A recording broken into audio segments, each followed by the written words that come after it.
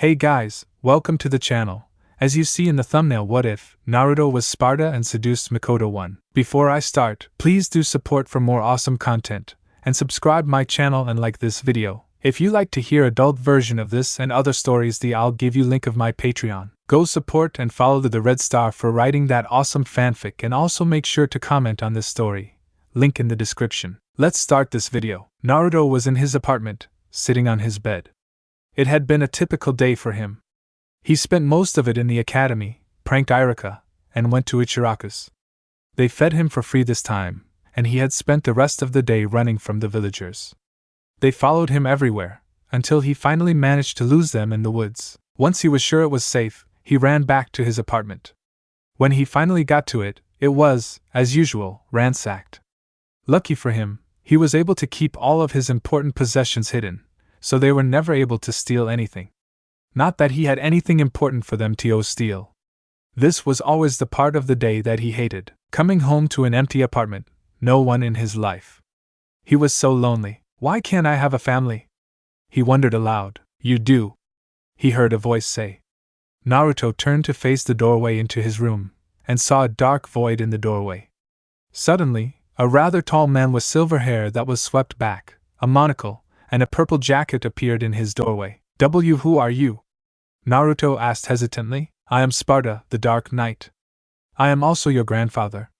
Naruto's eyes widened. My grandfather? How? Naruto asked, thoroughly confused. Your father was one of my sons. Sparda replied. You know who my father was? Naruto practically shouted. Yes. I believe the people around here know him as Minato Namikaze, the Yondaime Hokage. Sparda said. The Yondaime was my father? Naruto said, shocked. Yes. He was my youngest son, so I have uncles? Naruto asked. All will be revealed in time, child. Come, Sparda said, walking into Naruto's living room. Sparda sat in a chair, whereas Naruto sat on the sofa. So who's the rest of my family? Naruto asked, excited. Well, first I suppose you'll want to know who your mother is. Sparda said. Naruto nodded. Your mother was a former whirlpool kunoichi named Kushina Uzumaki. She was also the former Jinchuriki of the Kyubi no Kitsune, which is now sealed within you. Naruto's eyes widened. So that's why everyone calls me a demon. He said. Yes, but they are wrong in calling you a demon. They are vastly underestimating your power. Sparda replied, confusing Naruto further. What do you mean by that, Aji-san? Naruto asked, causing Sparda's left eye to twitch. Well, you see, your father is not human, and neither are you. You see, we are devils. Devils are far stronger than demons. Even high-class demons, like the Biju, cannot match our power. A high-class demon is about the same as a low-class devil. Sparda explained. Naruto was wide-eyed. Wow! I'm so badass! He shouted, making Sparda chuckle. You remind me of Dante, my second oldest son. Sparda said, still chuckling. What do you mean, Aji-san? Naruto asked, looking up at the Dark Knight. He was ever the hothead. Always making comments like the one you just said. Cool. So, who's your eldest son? Naruto asked. His name was Virgil. He and Dante were twins. Virgil was born first. Sparda looked at the ground. What happened to him? Naruto asked, seeing Sparda look sad for a moment. He is currently trapped in hell. He is in a form of stasis, as punishment for attempting to take my power, and repeatedly trying to kill Dante. He shall remain there until I believe he has learned his lesson.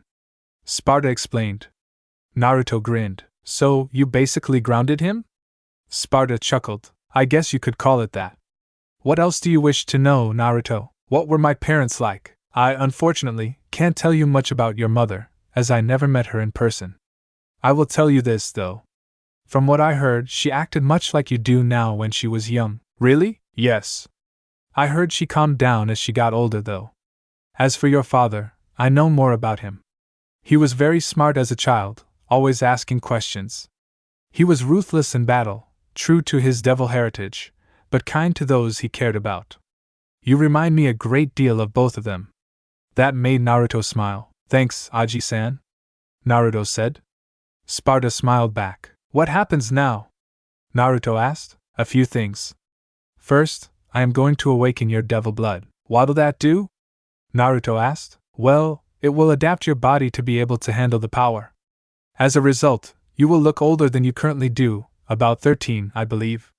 It will also enable you to wield my blades. He explains, gesturing to the weapons. Okay. Do it, Naruto says. Sparda walked over to Naruto and slammed his hand into Naruto's stomach. Naruto felt his body growing. He could feel bones snapping, then healing. He could feel his muscles expanding. After a few minutes, the pain ceased. Naruto opened his eyes, not even realizing he shut them, and saw Sparda standing over him. Looks like it worked, he remarked. Naruto stood up, taking a second to get used to his longer legs, and went to a mirror. He gaped at what he saw. He now had bright silver hair, though it was still spiked in the same manner as before. His eyes were still blue, though they looked more intimidating. He was also taller, around 5 feet 2 inches, he guessed. Wow was all he could say. He walked back in the room to see Sparda sitting back down. Like the new look? He questioned. Naruto nodded. Yeah. He paused, noticing his voice was deeper. What else do you have planned for me? I have a few gifts, actually. For starters, here are my blades, Sparda said, presenting 2 swords to Naruto. One was a broadsword with a skull on the pommel, and the hand guard looked like horns. The other was an okatana with a white handle and a round hand guard. You're giving me your swords? He asked. Yes. Besides, the Force Edge, he said, holding up the broadsword, was supposed to be given to your father, thus belonging to you. The Yamato, he held up the okatana this time, was the sword of Virgil. Seeing as he is currently in hell, I think that you could make good use of it, he said, handing the blades to Naruto. Thank you, Aji-san, Naruto said. When he took the blades in hand, they began to glow, and then, suddenly, they disappeared. Naruto felt a slight burning in his arms. He pulled up his sleeves and saw he now had 2 tattoos on his forearms. On his right arm was a tattoo that resembled a demon's head. It had horns on either side of its face, making it somewhat resemble an M in appearance. The very tips of the horns were red in color, which faded to black the closer they got to the face. In the very center of the head was a red crest on the forehead. The eyes were glowing red, and the mouth, which was a bluish-purple color, was open in a snarl. On his left arm was the face of a very beautiful woman. She had long black hair, black eyes, and, from what Naruto could tell, pale skin. She was also smiling. Who are these 2? Naruto asked, gesturing to the tattoos. Well, the tattoo on your right arm is my devil form. That's what I really look like. As for the woman, I believe her name is Mikoto Uchiha. As for why she is the storage tattoo for Yamato, I think I can answer that. Yamato is a sword used to protect the ones you care about. It's the reason I took it from Virgil. He used it to attack his brother, not protect him. So, Mikoto must be the one most humans call your soulmate, he explained. Naruto gaped. You're saying Mikoto Uchiha is my soulmate? Naruto asked. Sparda nodded. First off, she's married. Second, she's like 30. Love knows no age. I am much older than your grandmother, but we loved each other very much. As for the married part, don't you worry about that. Certain circumstances are about to unfold that will bring the 2 of you together. But what do you? Naruto was stopped from continuing by Sparda placing his hand on Naruto's head. Quiet, Naruto. All will be explained in time. For now, rest. When you awaken, you will have someone who will love you. Naruto promptly passed out, Sparda catching him before he fell. He carried Naruto back into his bedroom, laid him on his bed, and turned towards the window. Sleep well, Naruto. Always remember, you must protect your loved ones with the strength of the devil within, he said, and vanished in the same void he appeared in. Uchiha clan compound. I am sorry, Ka-san, Itachi said, walking over his father's corpse, blade in hand. Why, Sochi? Mikoto asked, scared. You don't need to know. Itachi brought the blade down upon his mother, tears streaming from his eyes. He never felt the blade sink into flesh, however, as a man wearing a purple jacket had grabbed the blade, stopping it completely. Who are you? Itachi asked. I am Sparda, the legendary Dark Knight. I have come to make a deal with you, Itachi Uchiha. What kind of deal? Itachi asked. One in which your mother would be spared, Sparda replied, making Itachi's eyes widen. What are you talking about? Mikoto asked the man standing in front of her. I will take your mother to her soul mate. He will protect her, love her, keep her safe. And what would you have me do? You said deal? What price would I have to pay? Itachi asked. You both have a price to pay. You, Itachi, will have to make your brother believe that Mikoto is dead. And you, Mikoto, must not interact with Sasuke at least until he graduates the academy. Understand? He asked, getting a nod from Itachi. Sparda turned towards Mikoto. What about you? This all depends on you. If you'd rather die than be with your soulmate, I can always let Itachi kill you, he said, looking at her. To Mikoto, it felt as if he was looking through her. What's he like? She asked, after some hesitation. He is kind. He will keep you safe and never harm you. You have no reason to fear him, as he has no reason to fear you. In time, you will come to love each other, he said. She nodded. All right. Take me to him, she said.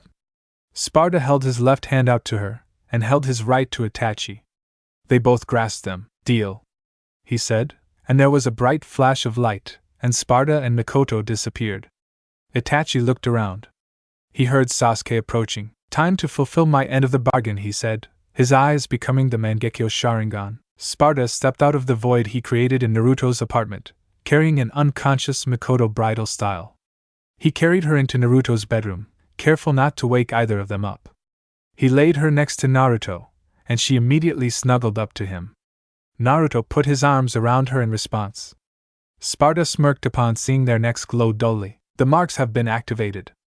Looks like I was right, he thought. See you in the morning, kids, he whispered before disappearing back into the void. Naruto's bedroom. Next morning, Naruto woke up with his face hitting something very soft and warm.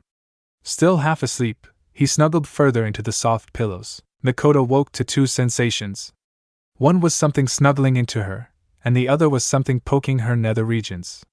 She looked down to see a silver-haired boy snuggling into her. She actually shocked herself in that she didn't want to push him off. Instead, she wrapped her arms around his head, pushing him further in between her fabulous mounds. Naruto's bedroom. 1 hour later. Naruto woke up, hearing a woman moaning. He looked up from his pillow to see Mikoto Uchiha opening her eyes. He shifted slightly, only for her to moan again and him to feel slight. He looks down to see that the two of them are connected still. Memories of their time together begin to flood his head. Seeing Mikoto slowly coming to, Naruto moved up, moving his face to hers. He proceeded to her. Mikoto was waking up from her pleasurable time with the silver-haired boy, when she felt more. She opened her eyes slightly to reveal said boy looking up at her, his face between her. Said boy then proceeded to her. Mikoto woke up fully at that. She began ing back, pulling him towards her, putting a hand on the back of his head. She slipped her tongue in his mouth, with him quickly returning the favor. Before they could continue, however, they heard a voice. Before you continue, I have to talk to you too, Sparda said. Mikoto blushed, whereas Naruto growled. Damn it, Aji-san, you have the worst timing, he said, moving himself so that Sparda didn't see anything private of Mikoto's. Oh, Aji-san? Mikoto said, looking between Naruto and Sparda. Yes. He is my grandson, as well as your soulmate, Sparda said. Mikoto looked down at Naruto, who was smiling. Yup. My name's Naruto, Mikoto-chan. Naruto said ing her lightly. Naruto-kun, she said, blushing. She then noticed that Naruto had began to look at her funny. What's wrong? She asked. Your hair is a different color. And you look younger, he said, shocking Mikoto. She stirred, signaling for Naruto to get off of her. He did, but not before glaring at Sparda, making him avert his eyes. Mikoto grabbed the bed sheet and wrapped it around her, heading quickly to the bathroom. When she looked into the mirror, she was shocked. Naruto was right, she did look younger. About 10 years younger, to be precise. She looked like she did when she was 23. She also noticed that her hair was a dark silver in color, getting darker closer to the tips. She examined her body, to see what else had changed. The first thing she noticed was that she had a strange mark on the lower part of her neck. It looked like a tattoo in the form of a skull, with the Sharingan for its eyes. She also noted that her bust was larger. She was AC before, now she guessed she was AD. Every part of her body, save her, had turned to what they were when she was 23. Rewrapping the sheet around her, she walked back into the room and saw Naruto sitting on the bed, wearing his boxers, looking at her. She sat down next to him and looked at Sparda. What happened to me? She questioned, Sharingan blazing. Calm yourself, Mikoto-san. I have done nothing to you. That mark did. Sparda said, gesturing towards the mark on her neck. What is it? She asked. It is your mate mark. That mark connects you and Naruto. He has one as well. Mikoto turned to see Naruto feeling his neck. Sparda was right. He did have a mark. His was different, however. His was 3 swords surrounding a face in a triangular pattern. Upon closer inspection, she noticed that the face in the center was her face. Huh. Naruto said, rubbing the mark. Who put this mark on me? No one. It automatically appeared when you got near Naruto. That proves that the two of you are mates. As for the change, it happened when you consummated the mating an hour ago. You are now a devil, like Naruto, like myself. Sparda said, making Mikoto's eyes widen. A D-devil? She said. This time Naruto answered, yeah, a devil. But it doesn't make you a monster or anything.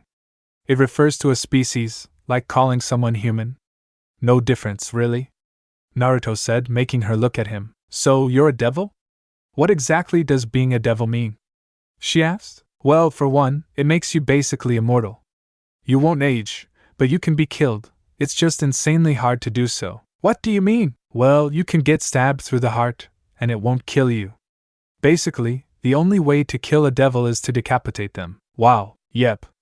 Your senses are also enhanced, and you have super strength. Anything to add, Aji-san? Naruto asked, looking towards Sparda. Actually, yes. These are also things I never told you about, Naruto, so pay attention. Those of my bloodline have the unique ability known as Devil Trigger. As we have human forms, and very strong devil blood, we can transform into our demon forms without any sort of side effect. Mikoto, you have this as well, as Naruto is the one who turned you, Sparda explained. Cool. Naruto remarked, wondering how strong he'd be in Devil Trigger form. Mikoto didn't say anything, merely listening. There is also a way to obtain power from defeating particularly strong demons or devils. On occasion, upon defeating a very strong demon or devil, their soul will stay, reforming as a weapon. These weapons are called devil arms. Technically, Force Edge could be considered a devil arm, as it is the physical manifestation of my power. Cool. Naruto remarked again, looking at Force Edge. So, does this mean that I'll be able to use your power when I use Force Edge? Naruto asked. Not right away. I sealed my power in that blade. It can only be awakened under special circumstances. Sparda replied. Okay. You're probably not even gonna tell me what those circumstances are, so I won't ask. So, what happens now? Naruto asked. I shall return in 1 year's time, and I will give you your own blade, Mikoto-san. I'd like to see a great-grandchild by then. Sparda said, getting a blush from the two of them. Ero Aji. Naruto said. Sparda merely chuckles in response. Earlier you said that I couldn't interact with Sasuke. You said he had to think I was dead, so wouldn't it be strange for people to be talking about seeing me? Am I supposed to stay here forever? Mikoto asked. Not really. You could, but you'd miss out on quite a bit, so, like Naruto, I've given you the ability to shape-shift. You, unlike Naruto, will have more than one form. You will be able to change the color of your eyes and hair, as well as skin tone. You will also be able to change your facial structure. No one will be able to recognize you, Sparda explained, getting a nod from Mikoto. Thank you, Aji-san. Mikoto said, making Sparda smile. Hey, Aji-san, how do I use the Devil Trigger? Naruto asked. You'll have to figure that one out on your own, Naruto. I must be going now. I will return in precisely 1 year. I want to see a great-grandchild by then. Farewell. Sparda said, disappearing into the dark void even as Naruto throws a pillow at his head, shouting Aji. When the void dissipated, Naruto and Mikoto looked at each other. Mikoto started, not really sure what to say. How do you start a conversation with an 8-year-old boy you just found out is your soulmate, Mikoto-chan? Naruto said, turning her to face him. Why yes? She said, blushing. I think we need to go shopping. He said, you need more clothes, and I need new clothes too, seeing as I've hit a recent growth spurt. He said, smirking at the last part. Okay, but I'm gonna have to find a shirt before we leave, seeing as you ripped my old one off. She said.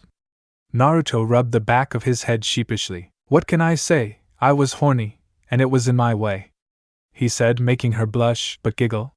She eyed him lightly. You could borrow one of my shirts, but it might be a little tight, he said.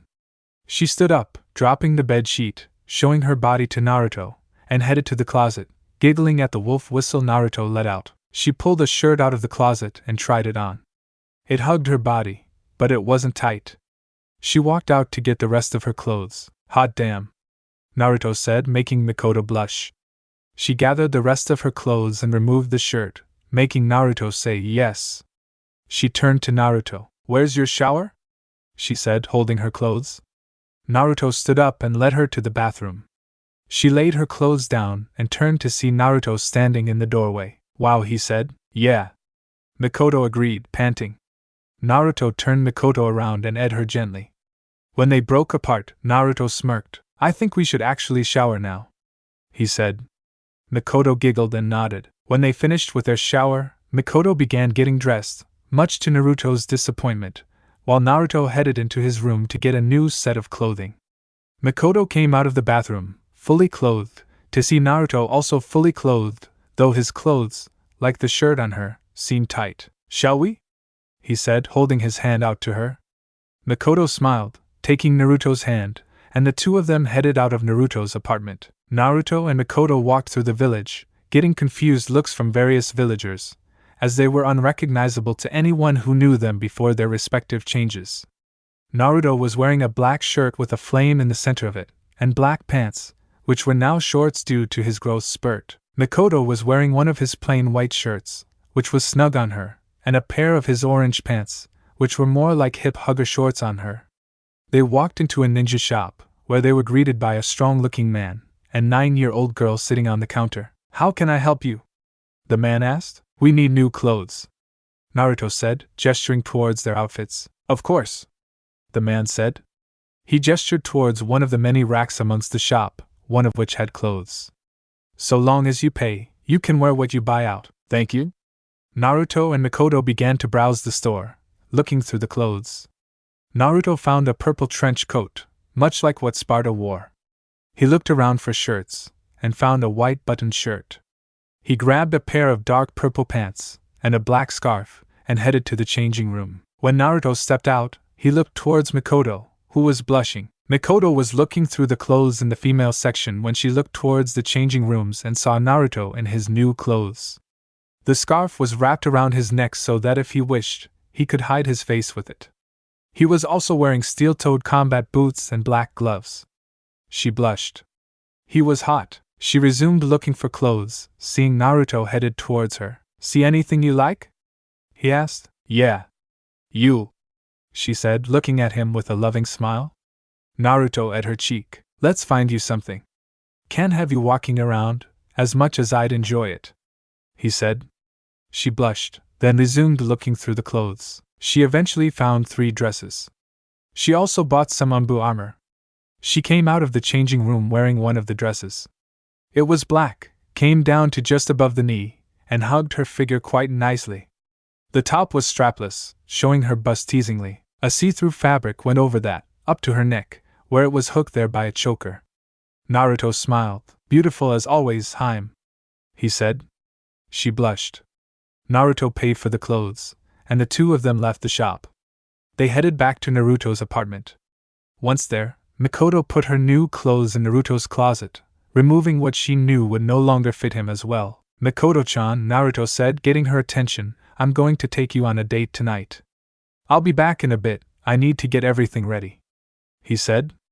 Mikoto nodded, and gave him a quick before he left. Naruto came back into the apartment an hour later, seeing Mikoto laying on the couch. He walked over to it, and eyed her on the lips. She put her arms around his neck, pulling him deeper into the. Naruto darted his tongue out, meeting her in a passionate tongue war. After a few minutes they broke apart. Come on, Mikoto-heim, time for our date, he said. She stood up, straightening her dress, when Naruto put a blindfold on her. Naruto-kun, what are you doing?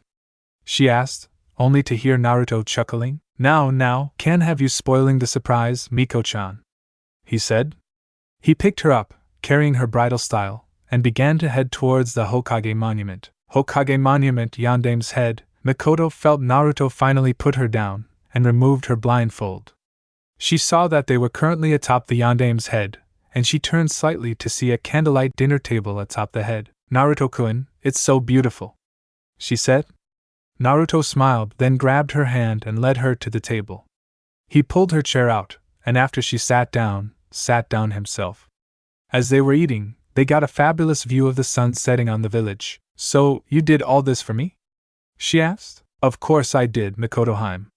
Anything for you." She smiled lovingly at him, and the two resumed eating. After the meal, the two sat on the edge of the head, Mikoto in Naruto's lap, watching the sun set. When it was dark, Naruto cleaned up the table and the two of them headed to their apartment. They quickly headed to bed, after removing each other's clothes. As the bed was small, Naruto lay spooning Mikoto, his head using her for pillows. Mikoto snuggled into her mate, sighing in content, before the two of them fell into blissful slumber. Naruto's apartment. Next day, Mikoto woke up groggily, instantly noticing that Naruto wasn't in bed with her. She stood up and, completely ignoring the fact that she was, searched through the entire apartment for him. She walked into the kitchen and saw a note on the table. She picked it up and began to read it. "Mikoto-hime, sorry I couldn't wait for you to wake up, but I had to get to the academy. I'll be home later. Maybe later we can look for a bed big enough for both of us. Not that I mind being so close to you." Mikoto giggled at that. "I've used my shape-shifting to return to my old form, so if you're out in the village before I get home, look for a blonde kid wearing a bright orange jumpsuit. So, while I'm stuck in the academy, have fun. I'll see you when I get out. Love, your white devil." Mikoto giggled at his sign, and blushed at what was under it. It was a chibi Naruto and a chibi version of her doing things. "Ero Naruto-kun," she said, putting the letter back on the table. She went back into the bedroom and got dressed. She shifted her looks to that of brown hair, hazel eyes, and she shifted her face to make sure no one recognized her. She headed out the door. "I think I could get used to this," she thought. The sun crept through the window, hitting Naruto in the face. He turned his head, burying it further into Mikoto's mounds. The door opened a crack and a small figure crept into the room. As soon as the figure reached the bed, it jumped onto the bed, landing on Naruto's stomach. Naruto was shocked out of his sleep from the impact. "Oof!" he gasped out. He looked down and saw a 7-year-old girl bouncing on his stomach. "Morning, Tu-san," the girl said, grinning. Mikoto, who was woken up from the noise, smiled. "Good morning, Tsubaki-chan," she said. Tsubaki crawled off of her father and went over to her mother and hugged her. Tsubaki had long silver hair that reached down to her butt. Her eyes were the same cerulean blue as her father's were. She looked exactly like her mother, save for those few differences. "Morning, Ka-chan," Tsubaki said, still grinning. Naruto sat up, rubbing his stomach lightly. "You're getting heavy," Naruto said, looking at his daughter. "I am not," she replied, crossing her arms and looking away. "Tsubaki-chan, apologize to your Tu-san," Mikoto said. "Sorry, Tu-san," Tsubaki said, looking down. Naruto pat her on the head, then ate her forehead lightly. "It's all right, Tsubaki-chan. What do you want for breakfast?" he said. Tsubaki's head shot up. "Ramen!" she shouted. Naruto chuckled. "Musum, you can't have ramen for breakfast," Mikoto chided. "But Ka-chan," Tsubaki begged. "Tsubaki," Naruto said, looking Tsubaki in the eyes. "Hi, Tu-san, Ka-chan," Tsubaki said, pouting. Naruto chuckled. Mikoto got out of bed and put on a robe over her nightgown. Mikoto hadn't really changed in the 7 years they'd been together. "I'll go make something," Mikoto said, ing Naruto on the lips and Tsubaki on the cheek. "All right." Naruto put on a pair of purple pants. Naruto had grown considerably over the years. He now appeared to be 20, though he was actually 15. Tsubaki grinned at her father. "Tu-san, what are we gonna do today?" "Well, I've gotta get to the academy after breakfast. I'll be assigned to a team today," he said to his daughter, who nodded. "You and your Ka-chan will be hanging out together today." The two of them walked into the dining room and saw Mikoto in the kitchen. Tsubaki jumped into her seat, whereas Naruto headed over to his wife. He wrapped an arm around her waist and at her neck, making her moan quietly. "Morning, Koishi," he whispered into her ear. "Morning, Narukoi," she said, ing him. Naruto pinched her ass, then moved back over to their daughter, grinning from the EP he got from his wife. As he sat in his chair, his mind wandered back to how he got this wonderful family. Flashback. Mikoto sighed as she laid down on the sofa, rubbing her stomach lightly. She was waiting for Naruto to get back from the academy. She hadn't been feeling well for the past few days. After having Itachi and Sasuke, she knew why she felt this way. She just hoped Naruto was as happy as she was. Mikoto-heim, I'm home, she heard Naruto shout. She smiled. In here, Naruto-kun, she called. Naruto walked into the room and sat down next to her, giving her a, "How are you feeling today?" he asked. "A little better." "Naruto-kun, I have something to tell you," she said. Naruto grasped her hand gently. "What is it, Haim?" he asked. "You know how I've been sick the past few days?" Seeing him nod, she continued, "Well, I've only felt like this way 2 other times in my life, so I know why." "Naruto-kun, I'm pregnant." Naruto was gaping. She was pregnant? Was she happy or was she mad at him? His mind was racing. So Naruto did the one thing all men do when they suddenly find out they're going to be a father. He fainted. 10 minutes later, Naruto came to, and the first thing he saw was his girlfriend's face. She looked concerned. He sat up. "You're pregnant?" "Yes." "Are you happy?" she asked. Naruto smiled lightly, lifted her chin so she looked into his eyes. He eyed her lovingly. "The woman I love is going to have my child. How could I not be?" Mikoto hugged him tightly, crying from happiness. "Aishitaru, Naruto-kun," she whispered. "Aishitaru, Mikoto-chan," he responded softly. The two stayed like that for a while. Naruto pulled back and eyed her. He looked her in the eyes, pulling away from the, "Will you marry me, Mikoto-chan?" he asked. Mikoto wrapped her arms around his neck and pulled him into a passionate. He responded back, darting out his tongue, licking her lips. She opened her mouth, letting him in, darting out her own tongue, exploring each other's mouths. After a few more moments, they separated. "Is that a yes?" he said, smiling. She giggled and eyed him lightly. "Yes. I would love to marry you." The two sat together, content in their love for the moment. End of flashback. Mikoto laid down the food on the table. Tsubaki immediately dug into her food, shoveling it down. "She has her father's appetite," Mikoto mused. Naruto was eating slower than his daughter, but still not at a pace that could be considered slow. Mikoto ate her food slowly, unlike her husband and daughter. When Naruto finished his food, he headed into their bedroom to get dressed. He came out fully clothed and eyed his family, Mikoto on the lips, Tsubaki on the forehead, and left for the academy, quickly shifting back into his old form. As Naruto was making his way to the academy, he thought back to how he met his brother and sister. Flashback. Naruto made his way into the academy. When he opened the door to his classroom, he was surprised at what he saw. Iruka was making out with a purple-haired woman wearing a mesh shirt under a brown trench coat and an orange miniskirt. "Am I interrupting?" Naruto said, raising his eyebrow. Iruka turned his head so fast Naruto thought he snapped his neck. "And Naruto, what are you doing here?" "Class doesn't start for another hour," he said. The woman growled. "Damn it! Gaki! You've ruined my alone time with Iruka-kun," the woman said, tossing a kunai at the boy. Both Iruka and the woman were shocked, however, when Naruto disappeared, as did the kunai. Both then heard a dull thunk. They turned to see Naruto standing next to them, with the kunai embedded in the desk. "Not nice," he said. He then grinned. "I think we'll get along quite nicely." He stuck out his hand. "Naruto Uzumaki." The woman raised her eyebrow, then shook his hand. "Anko Midarashi." "Hey, Iruka-sensei, I actually have a reason for coming here early. I need you to come with me to my apartment after class." "Why?" Iruka asked. "Well, I need to tell you something, and you'll only believe me if I show you." Iruka nodded. "Hey, Gaki, can I come too?" Anko asked. Naruto nodded. When the day was over, the three of them made their way to an apartment complex. "Hey, Naruto, I thought you lived in the poorer district," Iruka said. "I did, but I needed to move to a larger and nicer apartment. I'll explain everything later."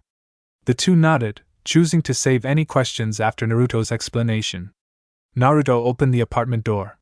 He let the two of them in, and they heard a voice that made them freeze. "Narukoi, is that you?" Mikoto asked from the kitchen. Yeah, Haim, it's me. We have guests, but keep your normal form. I trust them. Naruto turned towards Irika and Anko. Understand this, you two. What you are about to see and hear cannot leave this room. If you tell anyone without my permission, I will be forced to kill you. Do you understand? They both nodded.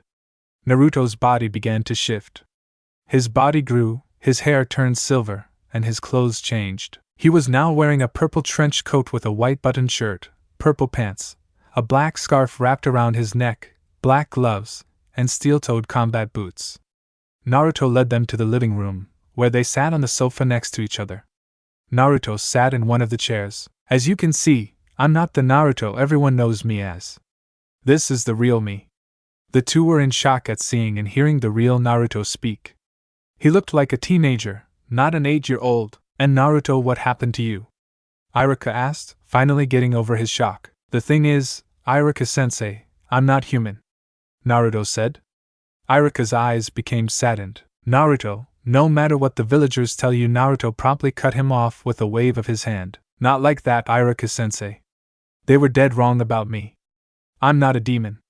I'm a devil. A devil is far stronger than a demon, no matter what demon it is. A devil, like myself, is stronger than Kyuubi, the strongest Biju. Irika and Anko's jaws dropped. Mikoto walked in. I take it you told them? She asked, sitting in Naruto's lap.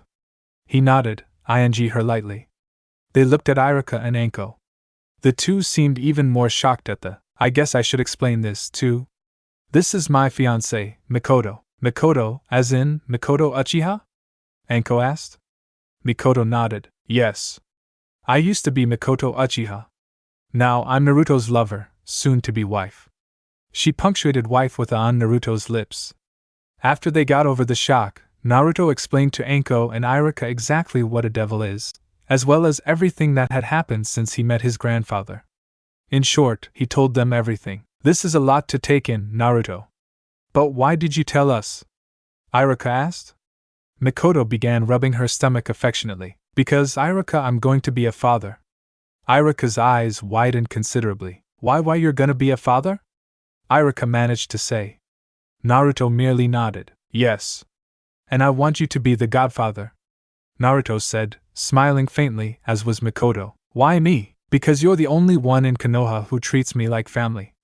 I trust that you would treat my child no differently. Naruto said. Mikoto smiled. I agree. And Anko, I want you to be its godmother. Anko's eyes widened even further than Irika's. And me? Why? I barely know the Gaki. She said. Yes, but I know how you're treated in this village. You would raise our child with care, and you would treat it like family. So, will you accept? They asked. Anko and Irika looked at each other, then back to the couple. Yes, they said at the same time. After a few more moments, Anko and Irika stood up to leave. Before they did, Naruto stopped them. Remember, you cannot tell anyone of anything you saw or heard here. That includes my true form, Mikoto, our child, you understand? We understand, Naruto. See you at the academy tomorrow, Irika said. He and Anko left their apartment, shutting the door behind them. Naruto locked it, and Mikoto motioned him to come over. She eyed him. It's time for bed, she said. Naruto raised his eyebrow, looking at the clock. It's 8 o'clock, he said. Who said I was tired? She said, pulling him to their bedroom. Now then, clothes off, now. Naruto chuckled. Yes, ma'am. End of flashback. Naruto was halfway to the academy, his mind still replaying the events of how his family came together.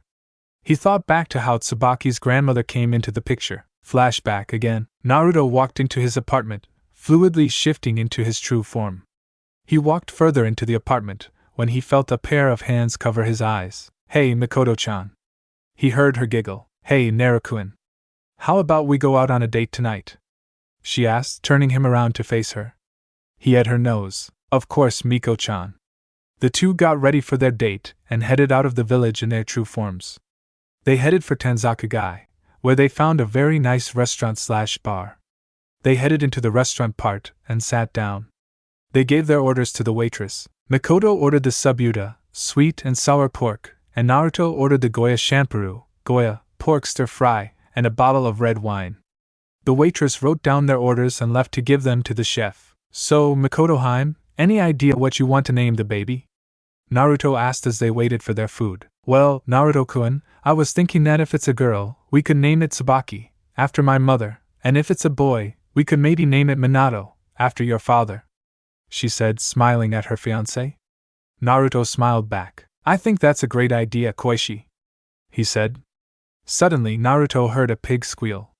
Confused, he turned to the door to see a big-eyed, blonde-haired woman walk in, with a black-haired woman holding a piglet following close behind. Tsunade-sama, please slow down, the black-haired woman said to the blonde. The two of them took a seat next to Mikoto and Naruto's table. After Naruto and Mikoto's food arrived, Naruto spoke to Tsunade. You're Tsunade of the Sannin? He asked. She turned to face him. Yeah, what do you want? She asked in an impatient tone. Your godson isn't dead. Her eyes widened. She stood up, almost knocking over her chair. What? She almost shouted. Naruto put up a hand calmly. Calm yourself, Tsunade. Not now. I will tell you after my fiancé and I finish our food. Tsunade glared at him. Glaring at me won't make me finish our food faster. Please sit down, you're making a scene. Tsunade sat down. After Naruto and Mikoto finished their food, they led Tsunade and her assistant to a hotel room. After they all entered and Naruto shut the door, Mikoto put up a sound barrier. As soon as Naruto shut the door, Tsunade grabbed him by the collar. Now, what do you mean my godson is still alive? He died almost 10 years ago, she shouted. Naruto remained impassive. He gripped her wrist and effortlessly pried her hand off of his collar, making her eyes widen. Please try to remain civil during this discussion, Tsunade-san. It won't end well for you if you continue being hostile, Mikoto said, sitting next to Tsunade's assistant on the sofa. That a threat? No, a warning. I am much more powerful than I look, and with you being out of practice, he let the statement hang. Tsunade glared at him again. Naruto sighed, then motioned for her to sit. She sat on one of the chairs in the room, Naruto doing the same. Now I know for a fact that your godson is still alive. I know this because he's in this very room, he said. Tsunade's eyes widened. That's impossible. No way are you Minato and Kushina's son. You look nothing like either of them, she shouted. Really? Then does this, he shifted into his old form, look like I'm their son? He asked. Using a henge to change your form doesn't convince me. Kai, she said, trying to break Naruto's transformation. Why won't the henge break? She said to herself. Because it's not a henge, Naruto stated, shifting back into his true form. It's a transformation. Both are the real me. I'm changing my body structure, not placing an illusion. It's real. That was my old form, before I awoke to my true power. The me you see now is the real me. But so far only Mikoto-hime, you two, and 2 others have seen the real me. Everyone in Konoha knows me as Naruto Uzumaki, the dead last of the Ninja Academy. Tsunade's eyes widened when Naruto said his name. Uzumaki? You're Kushina-chan's. Yes. I'm her son. My full name would be Naruto Uzumaki Namikaze, I guess. Before he could continue, he was pulled into a bone-crushing hug from Tsunade, who was sobbing. Naruto merely hugged her back with as much force, surprising her. After the heartfelt moment, Naruto began explaining his life, starting with his heritage. At the end of his explanation, Tsunade and her assistant, Shizen, were gaping.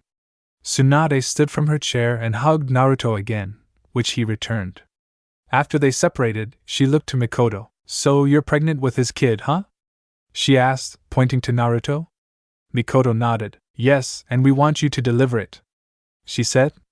Tsunade smiled. I'd be honored. Remember, you can't tell anyone about this, Naruto said. They both nodded. Of course. Contact me when you guys decide on a wedding date, she said. Naruto and Mikoto smiled, then nodded. And flashback. Naruto was in front of the academy, when he thought about his wedding day, when he got to marry the most beautiful woman in the world. Flashback. Naruto was currently standing in front of the fire daimyo. He had called in a favor that he owed his father, and the daimyo was quite surprised to find that the Namikaze had a son. He had been all too happy to marry Naruto and Mikoto, as well as keep it a secret until Naruto was ready to reveal it. Naruto was currently wearing a dark purple kimono with the crest of Sparda on the back. It was a golden skull with 3 swords around it in a triangle pattern. Tsunade and Shizen were standing to the left, while Anko and Irika were on the right. Naruto heard the music begin, and turned to see Mikoto, smiling, wearing a beautiful snow-white kimono. She walked up to Naruto, and the fire daimyo began the ceremony. The two of them said their vows, and Naruto happily ed his wife. Tsunade and the others decided to have a small reception for the newlyweds, and all were enjoying it. Naruto and Mikoto were dancing, Tsunade and Anko were drinking, Irika and Shizen were trying to get them to quit, and the fire daimyo was laughing at them. Naruto and Mikoto eventually sat down by their family. So, Naruto, how's it feel, being married? Irika asked. Amazing. When are you and Anko gonna tie the knot? Naruto asked, causing Irika to blush. Yeah, Irika-kun, when? Anko asked, causing him to start stuttering. Naruto and Anko started laughing. Calm down, Irika-kun. We're just messing with you, Anko said, wrapping her arm around his neck. Suddenly, Mikoto gasped. Naruto-kun, the baby just kicked, Mikoto said excitedly. Naruto put his hand on Mikoto's stomach, and felt it kicking. He smiled as it continued kicking. Looks like it's got my energy, huh? He said to his wife. We're gonna have some trouble when it can walk, she said, giggling. Mikoto, have you been checked out by a doctor? Tsunade asked. Mikoto shook her head. I haven't had any problems so far, probably due to my now being a devil, but I'd like it if you could give me a checkup tomorrow. Tsunade nodded. After the party was over and everyone headed to their hotel rooms that the daimyo had purchased for them, Naruto and Mikoto were laying in bed together. Naruto-kun, do you want to know what the baby is when Tsunade checks me out? Mikoto asked. Do you? Yes. Alright then, we'll ask her tomorrow, Naruto said. The two of them drifted off to sleep. The next day, they were in a hospital room, and Tsunade was running a few tests on Mikoto. Eventually, she told them that Mikoto was healthy, and the baby was alright. Mikoto asked Tsunade if the baby was a boy or girl. Tsunade performed a few hand signs and put her hands on Mikoto's stomach, her hands now glowing green. After a few moments, she pulled back her hands and smiled at the couple. Well, it looks like you're going to have a baby girl, Tsunade announced. Mikoto rubbed her stomach affectionately. Tsubaki-chan, that what you're going to name her? Tsunade asked. Naruto nodded. Tsunade smiled. It's a great name, thanks, they both said.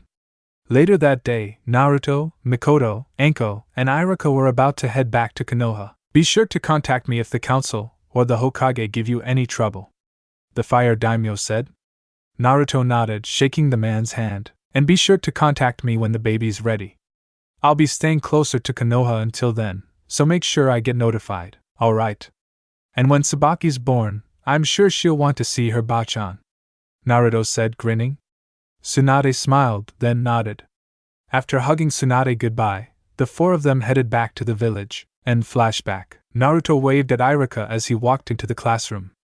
As he took his seat, he thought back to the birth of his little Tenchi, Tsubaki. Flashback. Last one. Naruto and Mikoto were laying in bed together, asleep, when Naruto was suddenly kicked out of bed. Grumbling, Naruto stood up and looked at his wife, who was also awake. What's wrong, Mikoto-heim? He asked. Naruto-koi, go get Tsunade. My water just broke. Naruto zipped out of the room, appearing a few seconds later with Tsunade and Shizen, both fully awake at Naruto's shouting of the baby's coming. Into the guest bedroom. Tsunade and Shizen quickly went through all the preparations. Ready, Mikoto? Tsunade asked. Mikoto nodded, grasping Naruto's hand. Push. As Mikoto was pushing, she began squeezing Naruto's hand with all the strength her now devil body possessed, breaking every bone in his hand. If not for Naruto's healing factor, he was sure his hand would have been ripped off. This continued for what seemed like forever to Naruto, when Tsunade spoke up. One last push, Mikoto! With a final push, Mikoto screaming, and Naruto's hand being broken yet again, the baby came out. After a quick smack was heard, and their daughter's cries broke the silence of the room. Tsunade handed the baby to Shizen, who cleaned her off, then wrapped her in a blanket and handed her to Mikoto, who was now crying upon seeing her baby girl. She's just as beautiful as her mother, Naruto said, putting a hand on Mikoto's shoulder. The baby opened her eyes, and looked at her parents with the same cerulean blue eyes as her father. But she has her father's eyes. Naruto and Mikoto on the forehead. You did great, Koichi. The two were completely focused on the new member of their family. Tsunade and Shizen smiled at the new family, silently excusing themselves after completing the procedures. Welcome to the family, Tsubaki-chan. The next morning, Naruto and Mikoto were awakened by a knocking on their door. Tsubaki, who was laying atop her mother, began to cry. As Mikoto began trying to calm her down, Naruto went and answered the door, being greeted by the sight of Irika and Anko, who had rushed inside after hearing Tsubaki. Naruto led his brother in, with said man apologizing for Anko barging in, which Naruto waved off. He led Irika into their bedroom, with them both seeing Mikoto and Anko playing with little Tsubaki, who was giggling now. Irika put his hand on Naruto's shoulder. Congratulations, Naruto. End flashback. Naruto smiled, remembering his Tenchi when she was just a baby. Irika smiled slightly when he saw Naruto's smile. He had only seen Naruto smile like that when he married Mikoto and when Tsubaki was born. After a moment, he quieted down the class using his demon head jutsu. Now then, since you all passed the exam yesterday, you will be assigned teams and senseis today, Irika announced. True to his word, the graduation exam had happened the previous day. Naruto passed after killing Mizuki when he tried to take the Forbidden Scroll. Irika began announcing the teams, starting with 1. He tuned them out until he heard his name. Team 7 will be Naruto Uzumaki, Sakura Haruno, and Sasuke Uchiha. After Sakura's fangirlish squeal subsided, Naruto spoke to Irika. Can I be on a different team? Sorry, Naruto, Hokage's orders. Irika gave an apologetic look to Naruto, knowing how he hated Sakura.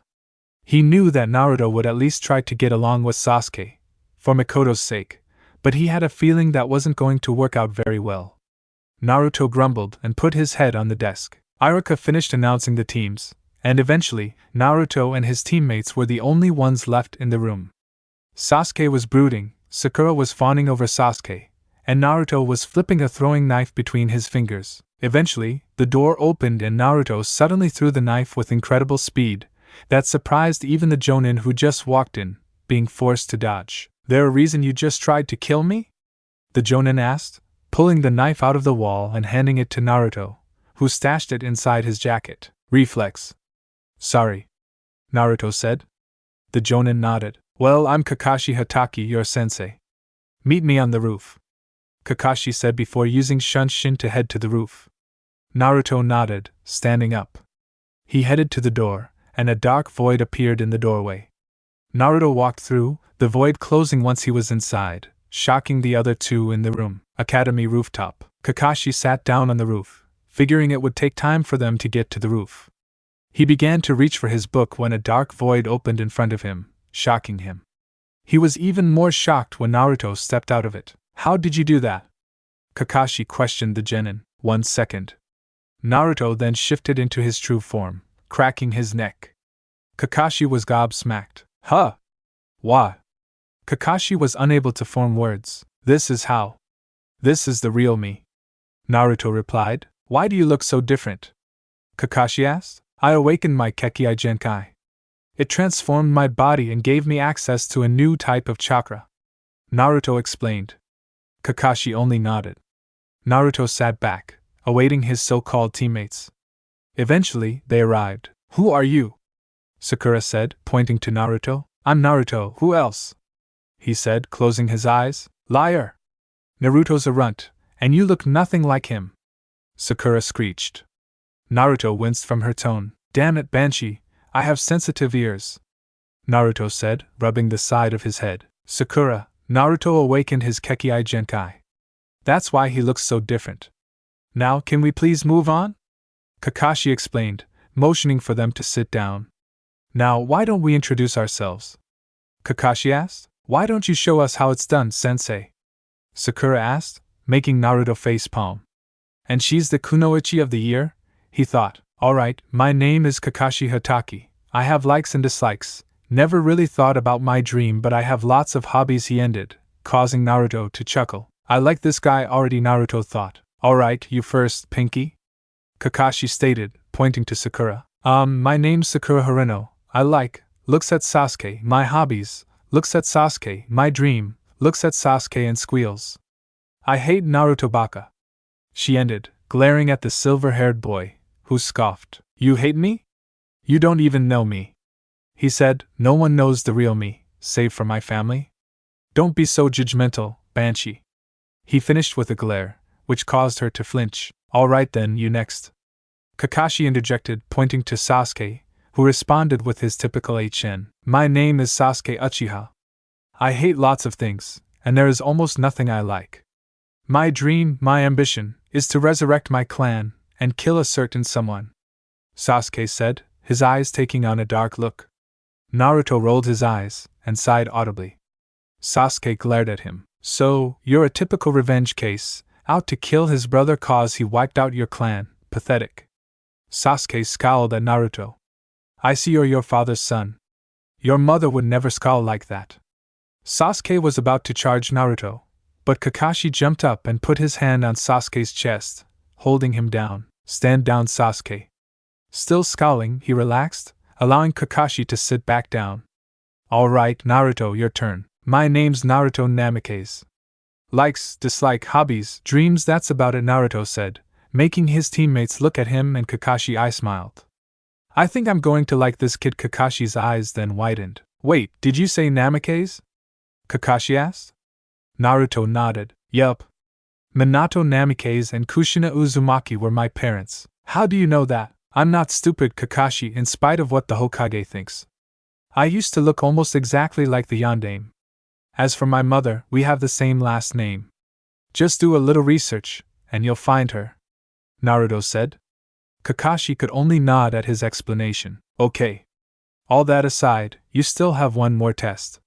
Meet me at Training Ground 7 tomorrow at 10. But I thought we already passed our tests? Sakura said. That was just to weed out the ones who didn't have a chance. Be there tomorrow, Kakashi said before using Shunshin to vanish from the roof. Naruto shrugged and vanished using that same black void. Naruto's apartment. Naruto reappeared in his apartment and was immediately tackled to the ground. Tiu-san! Tsubaki yelled excitedly. Naruto grumbled, standing up with his daughter. He heard a giggle and turned to see his wife smiling at him. He smiled back, lifting Tsubaki up. Did you have fun with your Ka-chan today? He asked the silver-haired girl, who nodded excitedly. So you revealed yourself? Mikoto asked. Naruto nodded. Yes, though I'm currently using the disguise of a bloodline. I'd like to keep our true heritage a secret for a little while longer. He told his wife. So whose team are you on, Tou-san? Tsubaki asked. I'm on the same team as your brother, he said. Really? Mikoto asked. Naruto nodded again. How is he? He's turning into his father, he answered. Mikoto looked down, saddened at the thought of losing her son. Naruto put Tsubaki down and walked over to Mikoto, pulling her close to him and ing her gently. She soon began ing back, though it was kept brief.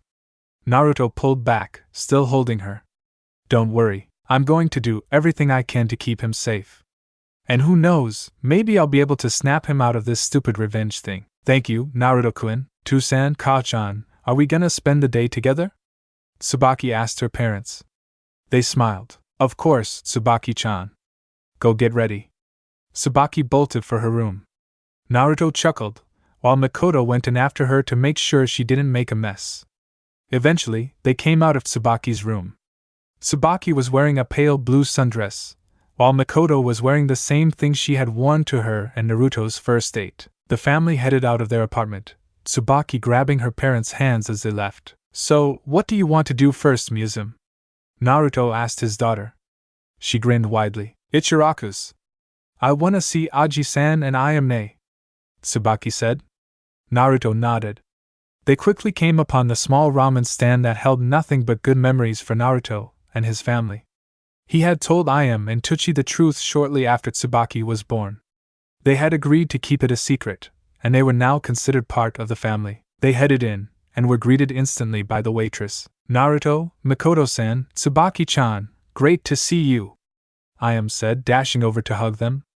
After she greeted everyone, they sat at the bar, with Naruto and Tsubaki ordering their usual large amounts of ramen, with Mikoto ordering a smaller amount. As they ate, they caught up with Ayame and Tuchi, who had stayed in the front after helping IM carry the orders. After they finished their ramen and said farewell to the Ichirakus, with Naruto leaving a generous tip, they headed to a park that they often brought Tsubaki to. Tsubaki bolted towards the swings, pulling her parents with her. Naruto and Mikoto took turns pushing their daughter on the swing while the other swung on another swing. After a while, Naruto and Mikoto chose to sit on a bench while they watched their daughter run around the park. 3 kids walked up to Tsubaki. Naruto watched her intently. One of the boys said something Naruto didn't catch, and Tsubaki kicked the kid in the stomach, knocking him to the ground. As the kid's friends helped him up, the kid and Tsubaki got into a shouting match. Sighing, Naruto and Mikoto got up to intervene. "What's going on here?" Naruto questioned. Tsubaki looked up at her father. "This guy's being a baka," Tsubaki said, pointing to the kid she kicked. Naruto raised a brow. "How so?" "He thinks, just cause he's the Hokage's grandson, he can do whatever he wants," Tsubaki said to her parents. Mikoto pulled Tsubaki aside and proceeded to scold her for starting fights while Naruto dealt with the children. "What's your name, Gaki?" Naruto questioned. The kid frowned. "Don't call me that. I'm Konohamaru Sarutobi, grandson of the Sandaime Hokage," the kid announced, sounding smug at the end. "So you're the old monkey's grandson," Naruto mused. "Well, regardless of your grandpa's position, you have no power of your own. Claiming to be able to do anything just because your grandpa is Hokage. That makes you arrogant, and my Muzan will not hesitate to beat the arrogance out of you, and I'm inclined to let her," Naruto explained, making Konohamaru look towards Tsubaki, who saw him look at her and grinned evilly, making him shiver. Naruto chuckled. "Behave, kids, all right?" he said, looking between the two of them. They both nodded. Naruto and Mikoto walked back to the bench and sat down, now watching their daughter play with the other kids. In time, Konohamaru and his friends had to go home, promising Tsubaki they'd play together some other time. Naruto and Mikoto were glad that Tsubaki had made friends. Due to their nature, Tsubaki didn't have any friends. Naruto was glad that Tsubaki was going to have a somewhat normal childhood, something he never had. The family headed back to their apartment. Naruto tucked Tsubaki in and went into his bedroom, seeing his wife coming out of their bathroom in her nightgown. He stripped down to his boxers and walked over to the bed. They got in bed, Mikoto laying her head on Naruto's chest, him wrapping her arms around her. They both let out contented sighs, then drifted off to sleep. Naruto woke up hearing his daughter's rapid speaking to her mother coming from the kitchen. Smiling, he put on a pair of pants and headed into the kitchen, where he was greeted by his 2 tenchis. "Good morning, Tosen/Koishi." Tsubaki and Mikoto greeted. Naruto smiled and eyed them, Tsubaki on the forehead, Mikoto on the lips. He sat down next to his daughter, who smiled brightly at her Tosen. He looked down at her, seeing her smile. He raised a brow. "What are you so happy about, Muzan?" he asked his daughter, who simply grinned in response. Confused, he looked to his wife for an answer. She shrugged. "She's been happy ever since she woke up." "Won't tell me why," she said. They both looked down at their little Tenchi, who was still smiling. Deciding not to dwell on it, Naruto ate the breakfast that Mikoto made for him and got dressed. He walked out and smiled at his family. Tsubaki got out of her chair and jumped up to hug her father. After hugging the hyperactive girl, he moved over to his lovely wife. He gave her a loving, massaging her rear as he did, outside of the sight of Tsubaki, of course. Mikoto managed to hold down the moan, though her face was red when they separated. Grinning, he gave her one last peck on the lips and headed off to the training field, bidding his family goodbye. Training Field 7. "Where are those two?" Sakura complained. Kakashi and Naruto were almost 2 hours late. Sasuke sighed, just wanting her to shut up. A void suddenly appeared in front of them, and Naruto stepped out of it. Sakura did her usual banshee shriek, which Naruto promptly glared at her for. Not a minute after Naruto arrived, Kakashi arrived as well. "Oh good, none of you chicken out," Kakashi said, eye smiling. Naruto rolled his eyes. "Can we just get on with this?" he asked, exasperated. Kakashi nodded and pulled 2 bells out of his pocket. "This is your test. You have until noon to get these 2 bells. If you don't get a bell, you will be sent back to the academy. You will also be tied to the stump." "That's it?" Naruto asked, brow raised. "I thought it was going to be something hard." "We'll see how hard it will be, won't we, Naruto?" Kakashi asked as he tied the bells to the side of his waist. Begin! As soon as he said that, Sasuke and Sakura vanished in the woods. Naruto stayed right where he was. You're not very bright, are you? I'm a lot smarter than people think, Kakashi, and those two are stupid if they actually think that they can hide from you. Hiding would be pointless, so I'm going for flat-out assault. Let's see if you can survive. Naruto said, pulling out a two-sided bladed boomerang, glaive from Blade movies. Kakashi looked uncaring, until Naruto almost cut his head off. Kakashi jumped back, not expecting Naruto to be able to move that fast. Naruto spun the strange weapon in his palm.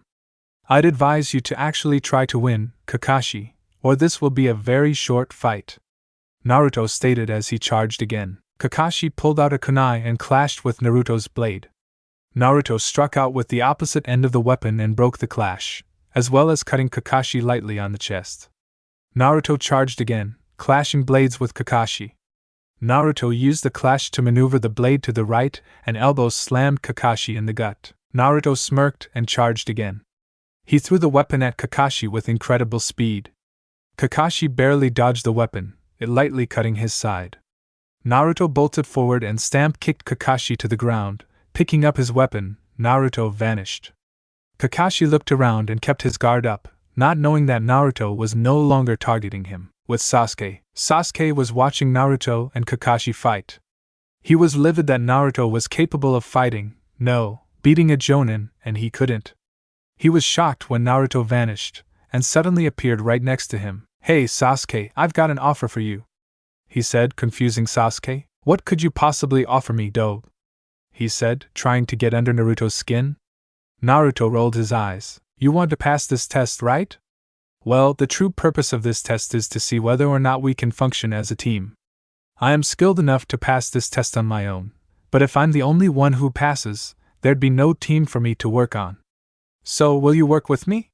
He asked, only to have Sasuke sneer at him. Of course not. I don't need anyone but myself. I can do this on my own. Sasuke shouted at the silver-haired teen, who sighed. I figured you'd say that. Can't say I didn't try. Your mother would be disappointed in you, Naruto stated, making Sasuke snarl at him again before Naruto vanished into the void. With Sakura. Sakura had watched the fight as well, and was a bit scared that Naruto was stronger than their sensei. She nearly screamed when he appeared in front of her. And Naruto baka. What are you doing? She asked, startled. Naruto explained things to her the same way he did Sasuke. I already asked Sasuke, but the baka refuses to let anyone help him. In his own words, I don't need anyone but myself. Naruto explained further, ignoring the shocked look on Sakura's face. So you in? He asked. Sakura shook her head. No, Sasuke-kun wouldn't say something like that, she denied hopelessly. Naruto sighed. Just another fangirl, he stated, shaking his head as he disappeared into the void. With Kakashi. Kakashi was still on guard in case Naruto decided to attack again. The test is over, Naruto said behind him, making Kakashi turn around in surprise. What do you mean? My so-called teammates refused to help me, and Sasuke stated that he didn't need anyone. Since this test is about teamwork, we failed, in spite of me having these, Naruto said, holding up the bells. Kakashi looked to his side and saw that the bells were no longer there. I got them after I threw my glaive at you. It cut them off and I grabbed them when I picked up my glaive. You're right. This test is about teamwork, so your team fails. You, however, have passed in my eyes, Naruto. You saw the true purpose of the test and bested me in taijutsu. That's not an easy feat. I'll talk to the Hokage about this. Sakura, Sasuke, this test is over, Kakashi shouted. The two showed up not long after. What do you mean it's over, sensei? No one got the bells, Sakura said. Naruto rolled his eyes. Actually, Naruto got both of them. He told me that he told you both about the true purpose of this test, which is teamwork, and offered to help. You both basically spat in his face at his offer. Since Naruto has shown to be the only one of you who is worth passing, you will both be tied to the stump and sent back to the academy. I will take Naruto on as my apprentice. Kakashi tied them to the stumps as quickly as possible so that they couldn't protest. An ANBU suddenly appeared in front of them. Uzumaki-san, the Hokage requests your presence, the cat-masked ANBU stated. What for, Nico-chan? Naruto asked, familiar with the particular agent. I do not know, but it is urgent. Nico replied. Naruto nodded. I'll be there as fast as I can.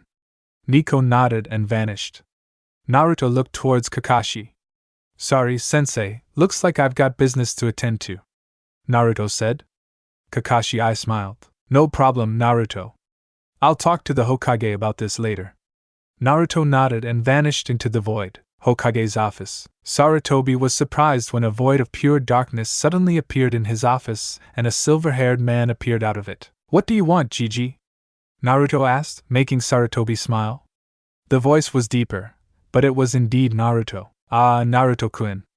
I see that reports on your transformation are not exaggerated. I called you here because the council has been calling for your execution, Sarutobi stated. Naruto narrowed his eyes. I hope you realize that I'll kill anyone who tries to execute me, Naruto stated seriously. Sarutobi gulped, then nodded. Yes, I know. But the council is getting harder to keep appeased, Sarutobi explained. I don't know what to do at this point. You are the Hokage, Gigi. You hold absolute power. No one, save the daimyo, has more authority than you in this village. You want to know what to do? Put them in their place, Naruto shouted. Sarutobi was at a loss for words. Come on. A Hokage has the highest authority in the village. If it's that hard for you to do your job, then call in the daimyo. You know that so many people on your council are corrupt. He would destroy them in an instant. The daimyo is very busy, Naruto-kun. Yeah, I know, but if you tell him that they're going after the last Namikes, I think he'd change his tune, Naruto stated, shocking Sarutobi. And Naruto, you knew? He said, shocked beyond belief. Naruto nodded. I've known since I was 8. Who told you? Sarutobi asked. That's privileged information you aren't privileged to know, Naruto stated. Sarutobi was about to pursue the matter, but a sharp glare from Naruto made him drop it. Fine. But I can't just contact the daimyo, Sarutobi said. Naruto smirked. Then I'll do it for you. I have a direct contact with him, Naruto stated, making Sarutobi's eyes widen. How do you have a direct contact with the daimyo? Simple. He was the one who married my wife and I, Naruto stated. Sarutobi's jaw hit the floor. WW wife? Sarutobi stated in shock. Yeah. I've got a family, Gigi. I want you to meet them. Come on, Naruto said as he opened another dark void and motioned for Sarutobi to step through. Don't worry. It's completely harmless. Naruto's apartment. Naruto stepped out of the void first, and was immediately knocked to the floor by a familiar silver-haired ball of energy. Tiu-san! Tsubaki shouted in joy. She saw another person come out of the void and looked up at her father. Who's that, Tiu-san? This is Hiruzen Sarutobi, the Sandaime Hokage, or as I like to call him, the old monkey, Naruto explained. Tsubaki nodded with a grin on her face. Tsubaki-chan, what are you shouting about? Mikoto asked as she came into the living room in her true form and saw Sarutobi, Naruto, and Tsubaki. Hokage-sama, what are you doing here? Relax, Mikoto-chan, I brought him here. I want him to know about our family, he explained to his wife as he approached her and gave her a, which she rapidly responded to. Hearing an ahem, Naruto turned around and saw Tsubaki smiling brightly at them, while Sarutobi was sporting a blush and a slightly bloody nose. Naruto examined their forms to notice that Mikoto's face was bright red, likely because his hands were currently fondling her lovely rear. He grinned and gave it one last squeeze before breaking away from his wife. Sorry about that, Gigi. Meet my wife, Mikoto. Mikoto? Wait a minute, Mikoto Uchiha? I thought you were dead. I nearly was, but Naruto-kun saved me after his bloodline was awakened. Using it, he made me stronger, which is why I look younger, and have silver hair. He kept me safe, and we fell in love, which resulted in our marriage and Tsubaki-chan here, Mikoto said, hugging her daughter. Pretty amazing, huh? My bloodline is apparently unlocked through immense physical and emotional pain, which, thanks to the villagers, I had in spades. I kept all of this a secret to protect Mikoto-heim and Tsubaki-chan, you understand. Sarutobi nodded sadly. But Mikoto-san, why did you abandon Sasuke? I didn't. Sasuke closed himself off from everyone when the clan was destroyed by Itachi. My suddenly not being dead would likely have broken his mind. I kept myself hidden to protect Sasuke as well, as Itachi might have come back to finish one of us off if word got out that there was a survivor. Also, I had Tsubaki-chan to take care of. Naruto-kun had to stay in the academy to keep up the appearance, so he wouldn't be able to do it by himself. Tsubaki-chan needed me more than Sasuke did, Mikoto explained. Sarutobi nodded. Tsubaki walked up to Sarutobi, who kneeled down to better see her. Hello, little one. Oof, Sarutobi said as he hit the floor. Soon after he greeted Tsubaki, she promptly kicked the sandame in the nuts. That's for letting bad people hurt Toussaint, Tsubaki stated with a cute glare.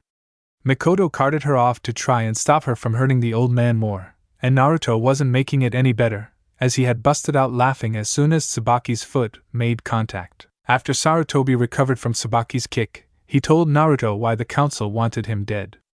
Naruto was not surprised. I'll contact the daimyo. Given the nature of this incident, he should be here tomorrow. Think you can stall them until then? Naruto asked. Sarutobi nodded and stood up. Yes, I think I can do that. Good luck, Naruto, and I'm sorry for not helping you enough when you were younger. Sarutobi apologized. Naruto smiled and hugged the man. You're forgiven, old monkey, Naruto said with a grin. Sarutobi smiled. Thank you, Naruto-kun. I must be off. I still have to deal with the menace of paperwork. Sarutobi said. Hey Gigi, why don't you use Kage Bunshin? Naruto asked. Sarutobi looked up at him and slapped himself on the head. Minato, you brilliant asshole! That's how you did it! Sarutobi shouted before he raced off to his office. Naruto and Tsubaki began laughing. Mikoto shook her head. Naruto-kun, weren't you going to contact the daimyo? Mikoto reminded. Naruto stopped laughing and nodded. He opened a void and ed her. I'll be back. Behave yourself, Tsubaki-chan, Naruto said before he stepped into the void as it closed behind him. Daimyo's castle. The daimyo was working through some of his own paperwork when Naruto appeared out of the void in his office. Ah, Naruto-kun, nice to see you again. Do you need something? The daimyo asked. Naruto nodded. Yeah. I'm revealing my family. The Council of Konoha has forced my hand. I want you to be there, Naruto stated seriously. Does the Hokage know? The daimyo asked curiously, standing up. He does now. He told me about them and I showed him my family. He seemed alright with it, Naruto replied. Anyway, I need you to come to Konoha tomorrow. Think you can make it in time, or do you want me to get you there through the use of my void? I should be able to get there on my own. I will make it in time for the meeting, count on it. I will, Naruto said as he disappeared back into the void, leaving the daimyo to his work. Naruto's apartment. As Naruto stepped out of the void, he was tackled once more by his daughter. Why do you keep doing that, Tsubaki-chan? He asked his daughter as he stood up with her in his arms. 'Cause it's fun, she replied with his trademark grin. Naruto rolled his eyes. He turned to his wife and handed her Tsubaki, who was still smiling. Tsubaki-chan, you've been smiling all day, are you going to tell us why? Mikoto asked her daughter as Naruto sat down at the table. 'Cause I'm gonna go hang out with Kono-kun today, she said happily. Kono-kun? Naruto repeated, summoning Yamato to his side and unsheathing it a little. Naruto-kun, they're just kids, Mikoto reassured, moving over to her husband and grabbing the blade away from him. Hey! I was going to use that, he shouted. Mikoto looked at him with the wife look. He sighed. Fine, I won't kill him. Can I have my sword back? She handed him back the sword and he resealed it into his tattoo. He looked towards where Tsubaki was a moment ago, only to find her not there. She already left, didn't she? As soon as you drew Yamato. Damn it. Oh, well, he looked up to his wife and grinned. So we've got the whole apartment to ourselves? He asked. Mikoto grinned identically to him and straddled his lap. That's right. You know I've been wanting another kid, right? She asked. Naruto smirked. Yup. Time to make Tsubaki-chan some siblings, Naruto said before he attacked his lovely wife's neck, making her moan. He lifted his wife up gently and carried her to the bedroom. 3 hours later, Tsubaki crept into the apartment quietly. She looked around and, seeing no one, she continued inside. She peeked into her parents' room and saw them both laying in bed under the covers, both with happy smiles on their faces. Tsubaki giggled and went into her own room. She changed into her pajamas and got into her bed, quickly falling asleep. The next morning, Mikoto woke up to the sight of her husband looking down at her. "Morning, Narukoi," she said with a yawn. He had her forehead. "Morning, Haim." The two snuggled for a moment before Tsubaki's head poked through the crack of the door. "Morning, Ka-chan, Tu-san," she greeted happily. They smiled at their daughter. "Morning, Tsubaki-chan," they greeted back. Mikoto shifted off of Naruto and sat up, the covers concealing the fact that they were both. "Get dressed, Tsubaki-chan, we'll be out in a minute," Mikoto told their daughter. Tsubaki nodded and dashed off to her room. Mikoto and Naruto both got out of bed and headed for the bathroom. They showered together, though that was all they did, as Tsubaki was in the next room. After showering, they both go dressed, Naruto in his regular clothing, Mikoto in a simple black dress. Tsubaki came out in a purple sundress with the crest of Sparda on the back. Tsubaki sat down at the table across from Naruto, while Mikoto made breakfast. "What are we doing today, Tu-san?" Tsubaki asked. "We're going to reveal ourselves, Tsubaki-chan. You'll have more opportunities to hang out with Konohamaru, and we won't have to hide anything anymore," Naruto said. Tsubaki shouted in delight. Naruto smiled, as did Mikoto at their daughter's happiness. "Really, Tu-san?" Naruto nodded. After eating breakfast, Naruto transported his family to the Hokage's office. Sarutobi looked up from the familiar orange book he was reading to see Tsubaki and Mikoto glaring him. He quickly disposed of the book and returned to his professional demeanor. "Naruto-kun, Mikoto-san, Tsubaki-chan. Are you ready?" he asked, ignoring Tsubaki's piercing glare. "I guess she hasn't forgiven me, even if Naruto-kun has." "Yeah." "The daimyo here yet?" Naruto asked. "Not yet. He should be here within the hour then." "Do you want to start the meeting anyway?" Naruto nodded. "We can handle it without him for now." Sarutobi summoned Nico and told her to gather the council members. She quickly did her job. "Council chambers. Members of the council," Sarutobi addressed, "I have called you all here to make an important announcement." "What sort of announcement, Sarutobi?" Danzo asked, clearly not happy with being summoned away from his plotting. "That's Hokage-sama to you, Danzo," Sarutobi replied. "This announcement will have quite an impact on Konoha. The last Namikaze has revealed himself." The council gaped. "He was thought dead," one member said, with others voicing similar statements. "Bet you wish I was," Naruto said as he walked into the meeting. Several of the civilian council members snarled at the silver-haired teen. "You have no place in this, boy," Danzo said coldly. Naruto rolled his eyes. "Actually, I do. Weren't you listening to the old monkey? You're the Namikaze heir?" Inoichi Yamanaka asked. Naruto nodded. "Yup. I'm surprised no one else figured it out. I used to be a carbon copy of the Yondaime, minus the whisker marks. Turns out the Namikaze had a Kekii Genkai that turned my hair silver and hyper-activated my body. Made me a lot stronger. Why didn't the Yondaime activate it?" one civilian asked. "Because this trait is activated by immense physical and emotional pain, something he never experienced an abundance of, but I did, thanks to the morons on the civilian council," Naruto explained, causing the shinobi council to glare at the civilians, who flinched from their battle-hardened glares. Naruto smirked. "Now then, Naruto-kun, I believe that you had an announcement to make?" Sarutobi said, breaking the silence in the room. Naruto nodded and looked back to the door he came through, making a come-here motion. Mikoto and Tsubaki stepped inside. They walked up to Naruto. Tsubaki hugged her Tu-san, while Mikoto at him. Both drew surprised gasps from the council members. Breaking Naruto turned to face the council members, picking up Tsubaki and holding Mikoto by the waist as he turned. "Meet Mikoto and Tsubaki Namikaze, my wife and daughter." "Wife and daughter? You're 15. That girl can't be any older than 8 years old," a council member shouted. "She's 7, you idiot." "I'm fully aware of my age. My bloodline activated when I was 8. That was also when I met Mikoto Haim. We fell in love, she got pregnant, we got married, Tsubaki-chan was born. Tsubaki-chan was born with my bloodline, for reasons we don't know, and if any of you even think of using her in a breeding program, I will kill you," Naruto stated darkly, a demonic aura surrounding him, successfully making most of the civilian council members faint and scaring everyone else. Mikoto nudged her husband. "Naruto-kun, if you knock out the council, you won't get your message across," she reminded. Naruto nodded, his aura dissipating. Tsubaki giggled at her parents. "Wait a minute, I recognize that voice. Mikoto-chan?" Some questioned. Mikoto looked up at her old friend and nodded. "Yes. I used to be Mikoto Uchiha. And before any of you say anything, know that I am not an Uchiha anymore. I am a Namikaze, and damn proud of it," Mikoto stated proudly. Naruto pulled her closer to him with a smile, and Tsubaki reached for her mother, who took her from Naruto. "So you abandoned Sasuke to be with this boy?" one of the civilian council members said, snarling at Naruto. "I didn't abandon Sasuke. Naruto-kun's bloodline awakened the same night that Itachi wiped out the clan.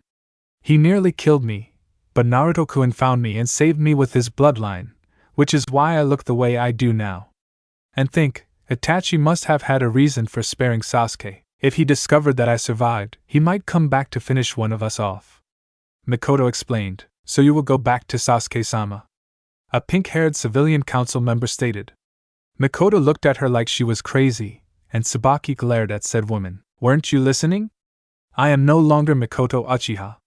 I am Mikoto Namikaze," Mikoto stated firmly. "I have a question though.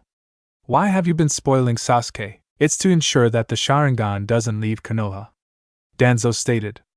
Naruto rolled his eyes. "You do realize that Sasuke has always planned to leave this village to kill his brother? He's been consumed by revenge. All he thinks about is killing Itachi. Good luck repopulating the clan with someone who only thinks about killing. Besides, it's not like the Sharingan is unbeatable. Mikoto-chan and I have tested the limits of it. My bloodline's techniques can't be copied, so the Sharingan is virtually useless against me. It has nothing against a bloodline user, other than its enhanced sight, unless you've achieved Itachi's mastery with it," Naruto elaborated.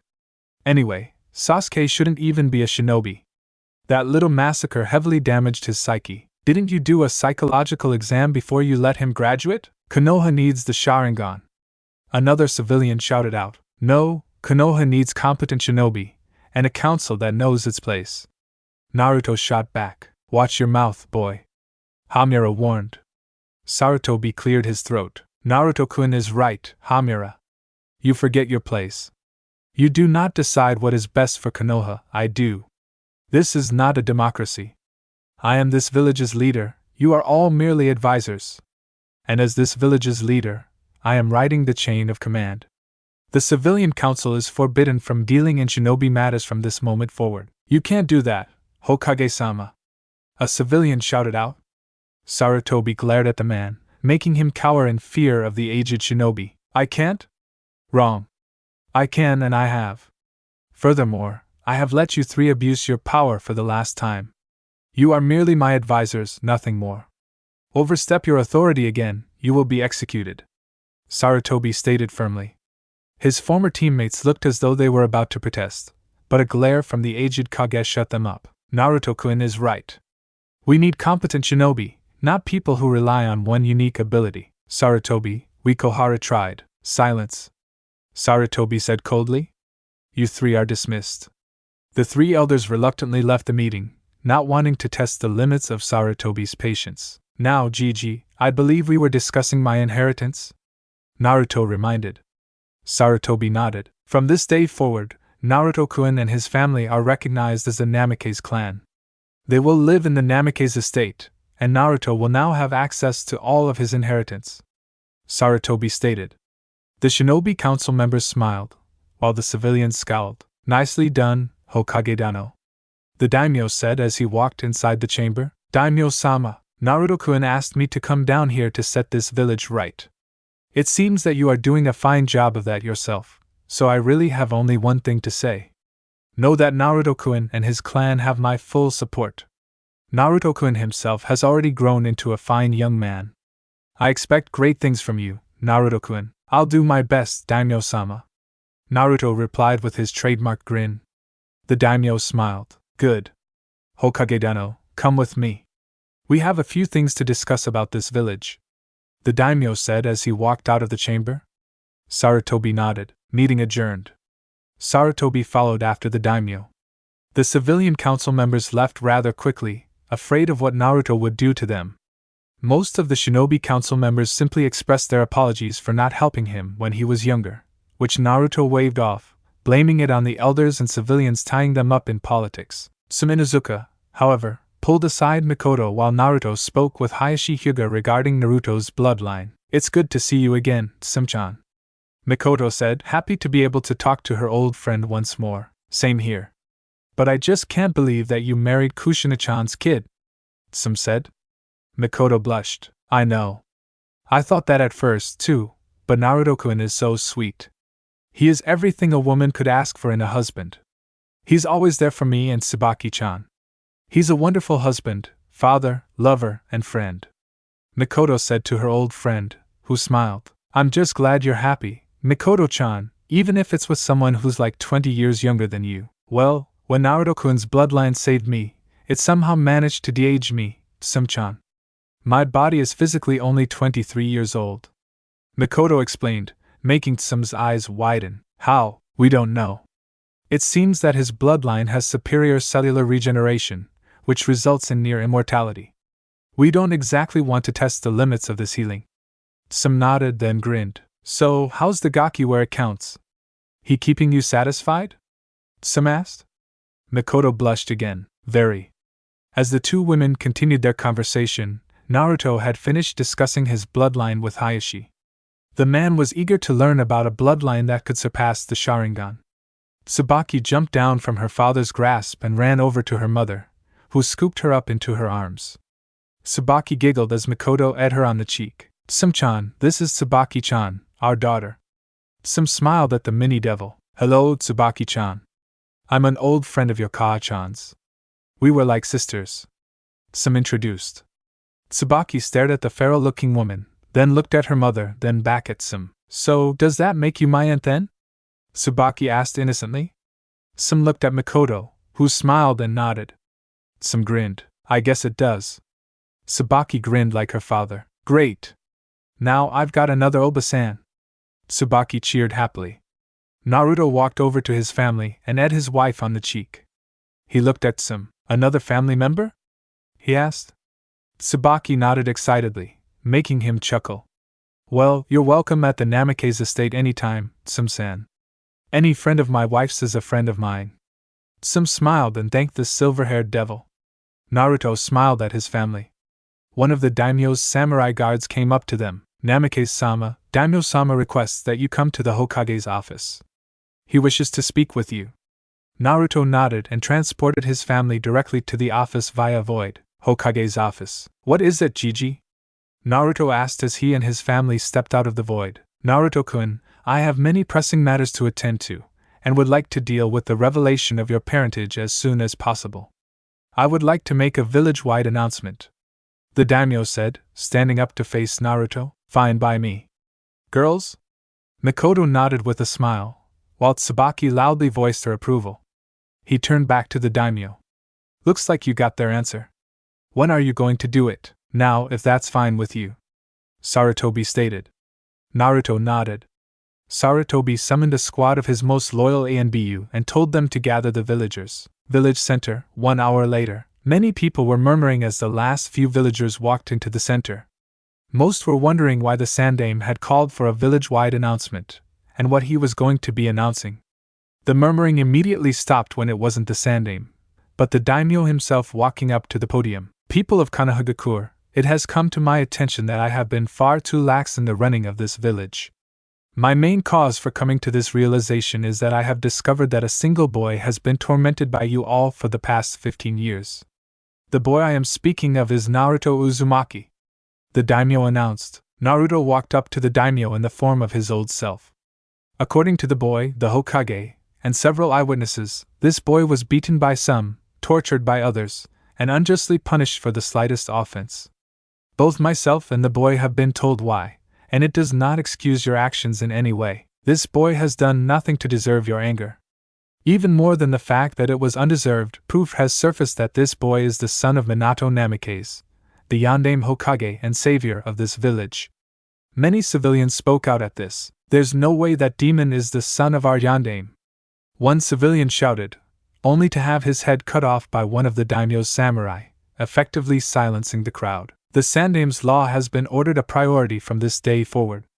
Even alluding to what lies within him will result in immediate execution. You have all been running far too freely. This is not a democracy, this is a military village. This village is on thin ice as it is. Any further abuse of your situation will result in the liquidation of this village with only the truly loyal shinobi to be spared. The daimyo stated firmly. The civilians were literally shaking at this point. The daimyo turned back to Naruto and nodded. Naruto shifted back into his true form, scaring many of the civilians. They would have begun shouting about his demonic powers, but the samurai pulled out a portion of their blades, successfully scaring the crowd into submission. Furthermore, Naruto-kun has discovered that the Namikes have a Kekkai Genkai, and that he is the first of his bloodline to activate it. The activation of said bloodline has resulted in the form you see now. This is his true form, the form of Naruto Namikes. The daimyo looked back at Naruto, silently asking to continue on. Naruto nodded. Upon further speaking with Naruto-kun, he has revealed a very important secret to us, one that he has graciously allowed for us to reveal to you. Tsubaki-chan, Mikoto-san, if you please.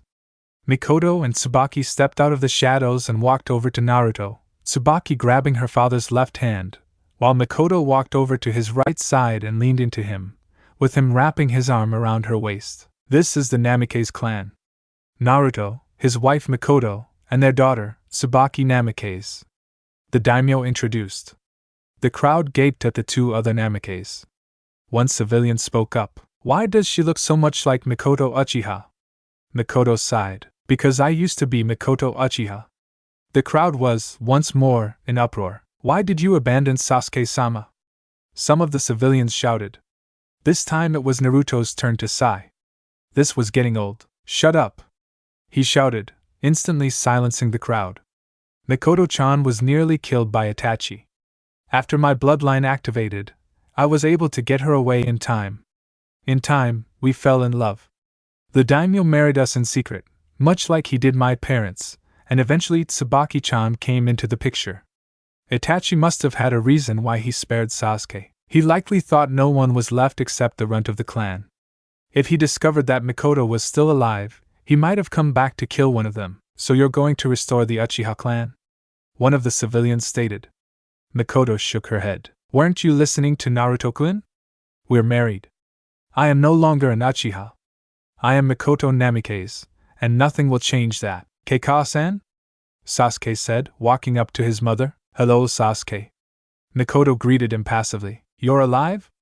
You abandoned me. How could you abandon me? He asked angrily. Naruto-kun already explained it. In honesty, Sasuke, I am very disappointed in you. You have become so much like your father. I had hoped that you would grow up with the thought of bringing back the Uchiha clan, but instead you choose the path of revenge, the path of a loner. Mikoto said sadly. Naruto tightened his grip around her. Tsubaki glared at Sasuke. So I should just forget what Itachi did to our clan? He said, snarling. No, you should never forget something as devastating as that. However, you shouldn't be seeking revenge. It leads only to pain. If you truly wish to honor your clan, then rebuild it, find a nice woman, and repopulate the clan. Naruto said. Sasuke glared at him. Shut up. You have no place in this conversation. That's no way to talk to your stepfather. Naruto said with a smirk. Mikoto had to suppress her giggle. You are not my family, dope. Tsubaki walked up to Sasuke. What do you want, squirt? Sasuke said angrily, only to let out a shriek of pain. Tsubaki had kicked Sasuke in the nuts with her full devil strength, sending him up about 10 feet into the air. Stop yelling at Tu-san and Kaa-chan. She shouted at the downed Uchiha. So much for repopulating the clan. Naruto said, seeing Sasuke writhing in pain. Seriously, Tsubaki-chan, you need to stop doing that.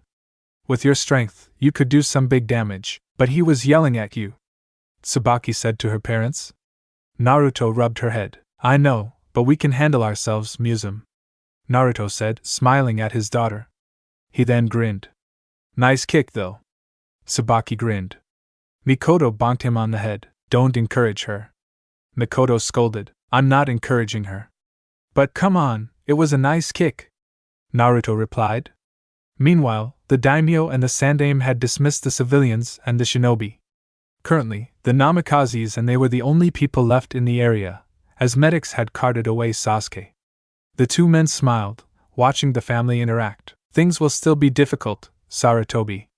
You are going to have to work almost constantly on this. You sure you can do it?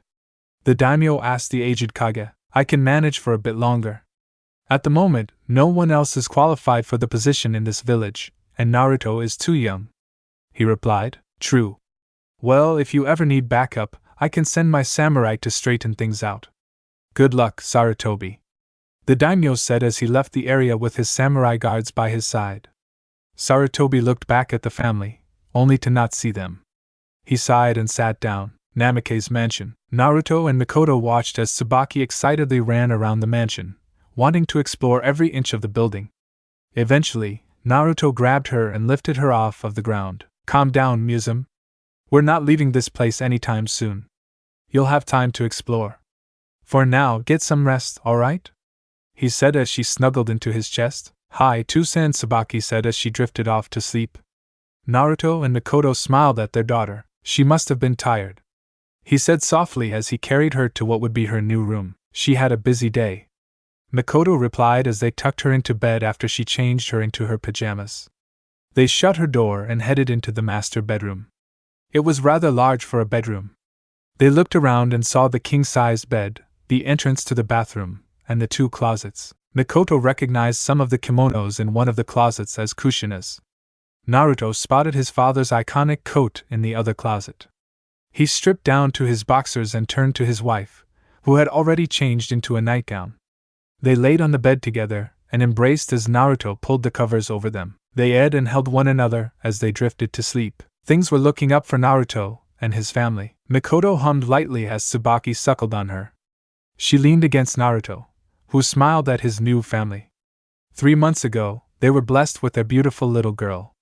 With the new addition, they had finally settled into a solid routine. Every morning, when they woke up, Mikoto would tend to the often fussy Tsubaki while Naruto readied himself for the academy.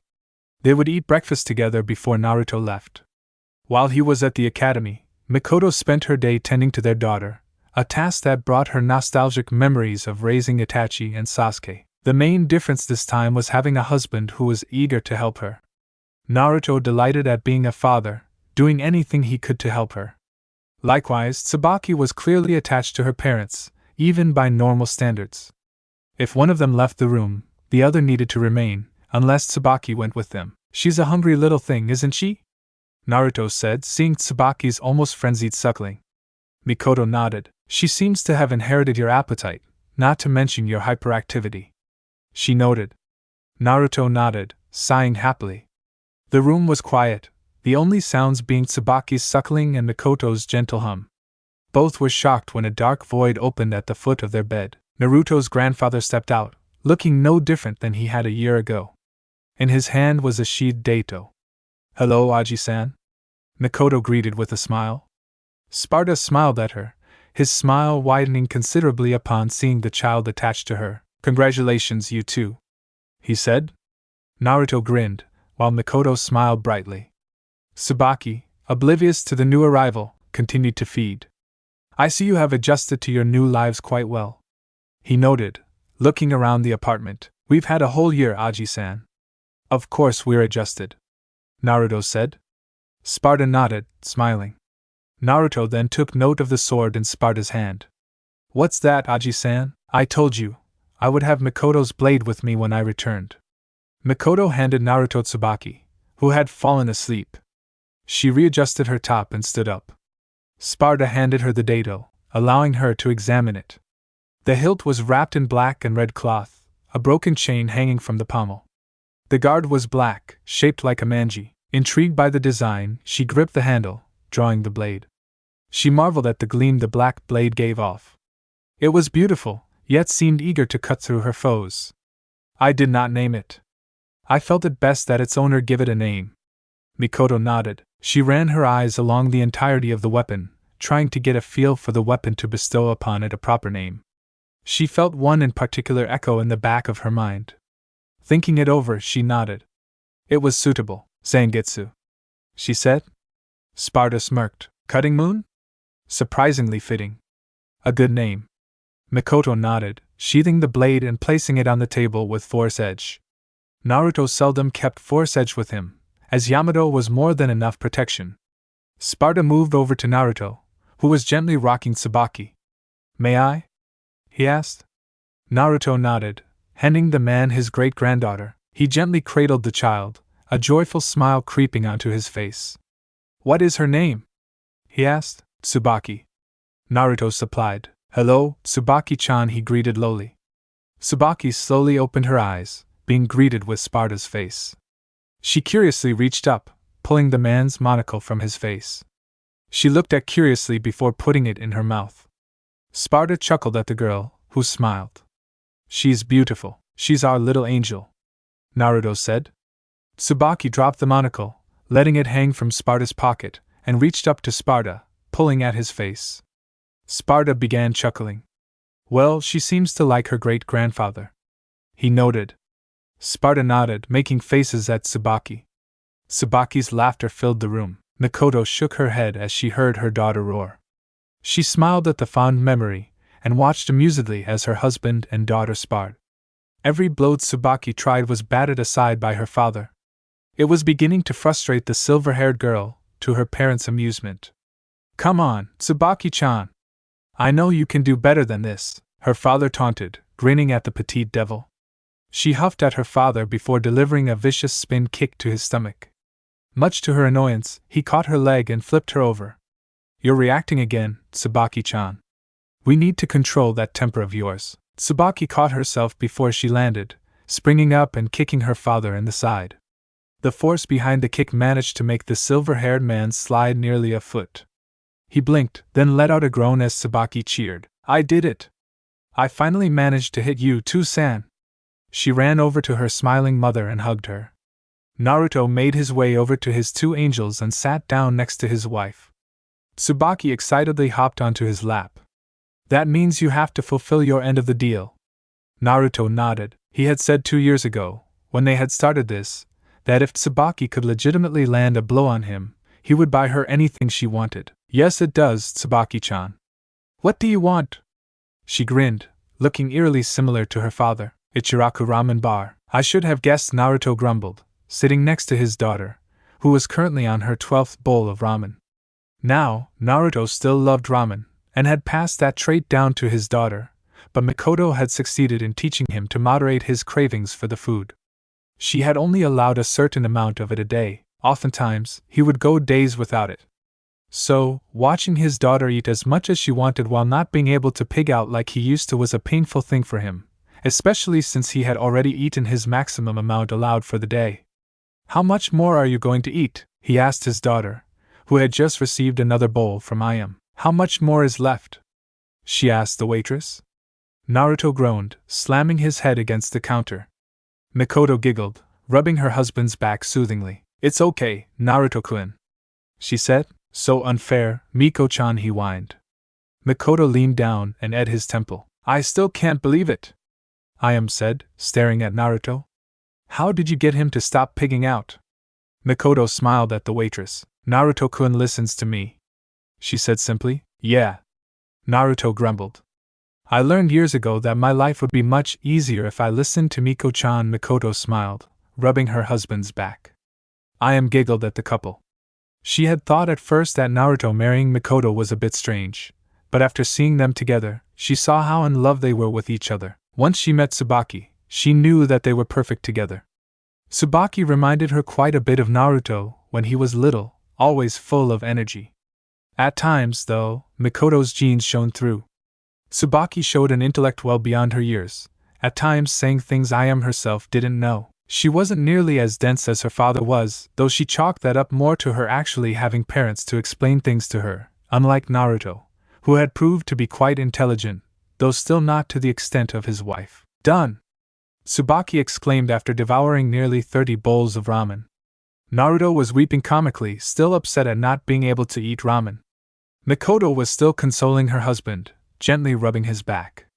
Unbeknownst to him, she was barely restraining her laughter at the childishness of her husband. Ayam smiled at the young devil, collecting the last bowl from her. "I'm impressed, Tsubaki-chan. You've well on your way to beating your 2 cents record." she said, handing the bowl off to her father. What was his record? Tsubaki asked curiously. 84 bowls, one after another. Tochi said, grinning. Tsubaki blinked, turning to her father with an odd expression. Mikoto tapped him on the back, making him look up at her. She pointed to Tsubaki. He turned to face his daughter and almost burst out laughing at Tsubaki's expression. After paying Tochi for all the ramen, the family went back to the training field they had taken to using for Tsubaki's training. Coincidentally, it was also the field Naruto had taken his genin exam at. They immediately noticed that they weren't alone. Naruto's sensei, Kakashi, was staring at the memorial stone. Sensei? Naruto said, making him turn to face the family. Oh, hey Naruto. Mikoto-sama, it's good to see you alive again. Mikoto smiled at the masked shinobi. Kakashi knelt down to see Tsubaki. And you must be Tsubaki-chan. Tsubaki nodded. What brings you here, sensei? Naruto asked. Kakashi's face took a slightly somber tone briefly before returning to his usual look, something Naruto didn't miss. Just visiting some old friends, he stood back up, turning to face the memorial stone. Naruto nodded. How often do you come here? He asked. Kakashi shrugged. At least once a day. I feel like I owe it to them. Kakashi suddenly snapped his fingers as if remembering something. Oh. Naruto, Hokage-sama approved my request to make you my apprentice. I was going to tell you tomorrow, but since you're here, what about Sakura and Sasuke? Naruto felt Tsubaki's grip on his hand tighten at the mention of her half-brother. Sakura is back at the academy. Hopefully it will help her learn that the life of a shinobi is about sacrifice. Sasuke. Kakashi seemed to struggle wording his next statement. Someone took him under their wing. I don't know who. The council wanted me to train him, since I'm the only one other than Mikoto-sama with a Sharingan, but I refused. I just hope he doesn't do something stupid. Naruto sighed, running a hand through his hair. You know, Naruto, Kakashi said, it's really remarkable how much you've grown up since your transformation. You're only 15, but you seem so much older. Naruto shrugged. Having Tsubaki-chan gave me a new perspective. I needed to grow up to be able to support my family. He pat his daughter on the head, earning him a bright smile from the diminutive devil. So tell me, sensei, what exactly will we be doing over the course of this apprenticeship? No offense to you, but I'm not sure there's much you can teach me that's superior to my clan's techniques. Well, I need to know what those are first, Naruto. Naruto nodded. Would you be opposed to showing me some of your techniques? Our spar yesterday didn't exactly give me a fair estimate of your skill.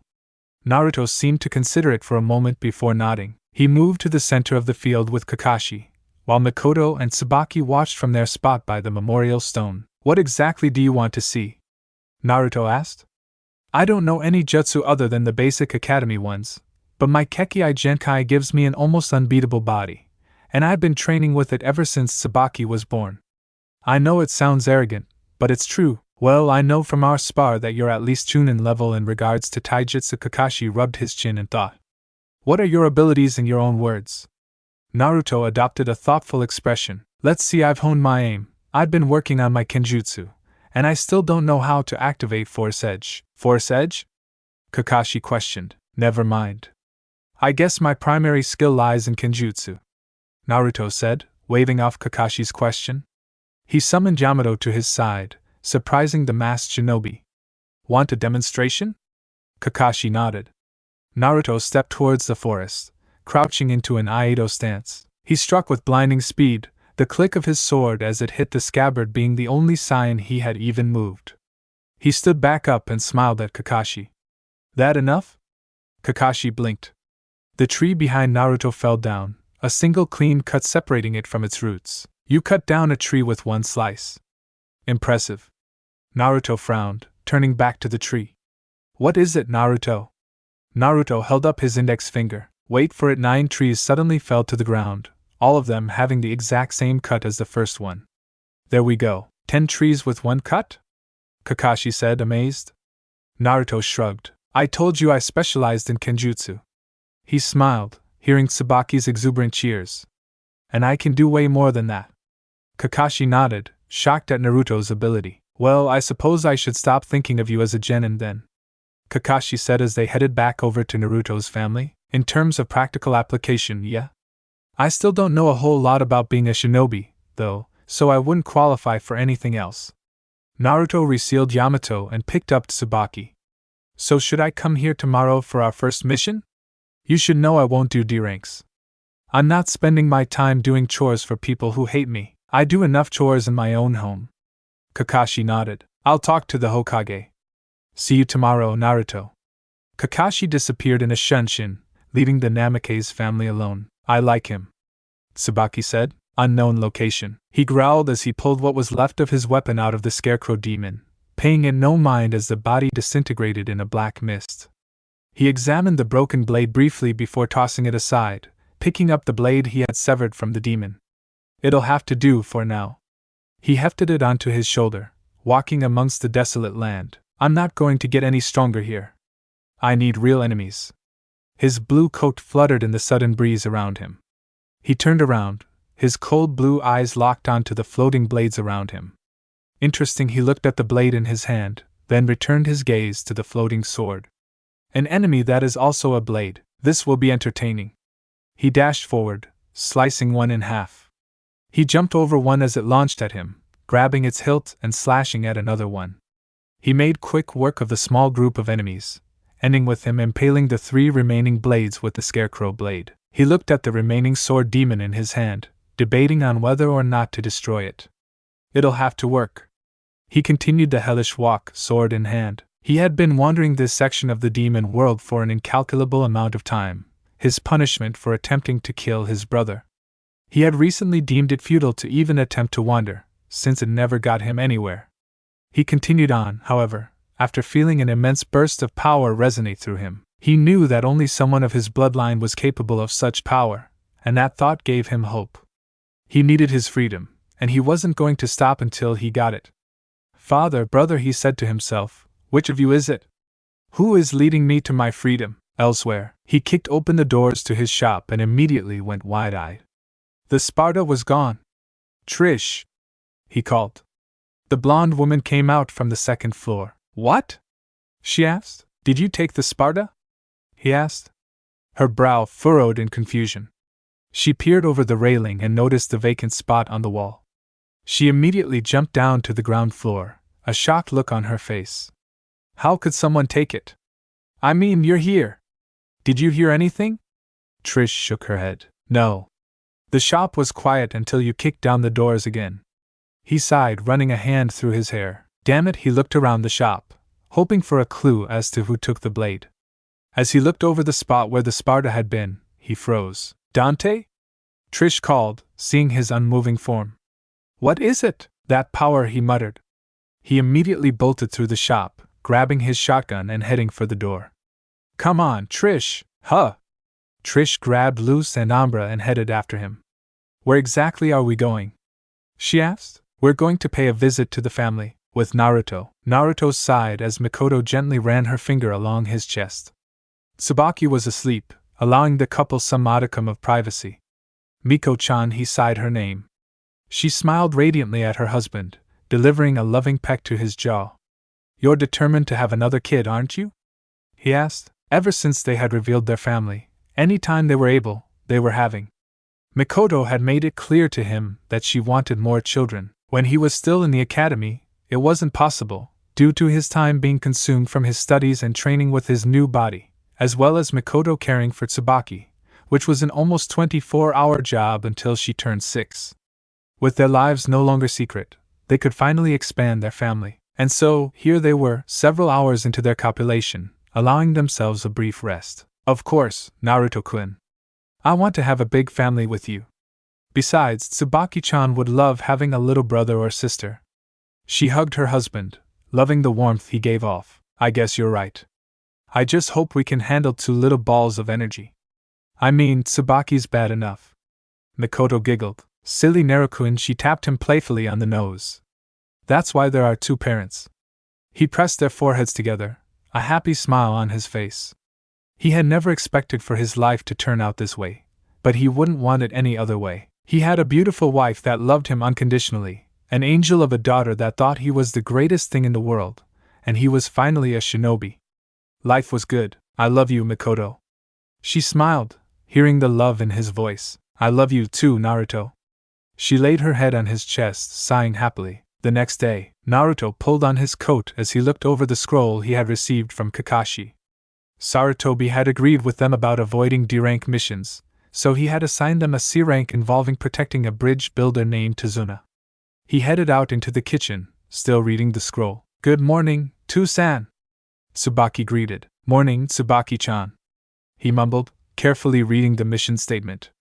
He sat down next to his daughter. "Are you going on your mission today, Tu-san?" she asked. Naruto nodded. "Are you gonna be okay?" Naruto looked up from the scroll to see Tsubaki looking slightly worried.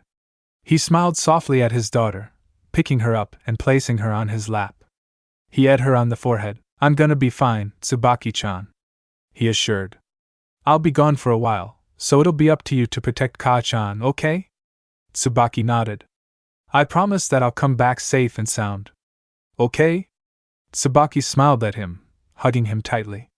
This would be the first time that Naruto was away for more than a day, and Tsubaki was worried about him. She knew how strong her father was, though, so she knew he'd always come back to her. He'd come back to his little angel. "You're going to be late." Naruto turned to see his wife holding Force Edge. He put Tsubaki down and headed over to her. She held Force Edge out to him. "I doubt that I'll need Force Edge, Koishi. It's just a C rank. The most I'll have to worry about is bandits." Mikoto made him take it. "I know, Naruto-kun, but you're more skilled with Force Edge. Take it with you, just in case." He sighed, sealing it away in his tattoo. He embraced his wife, ing her softly. "I'll be fine. See you soon." She smiled, giving him one last before he went out the door. She felt Tsubaki tug on her dress and looked down at the diminutive devil. She knelt down in front of her. "What is it, Tsubaki-chan?"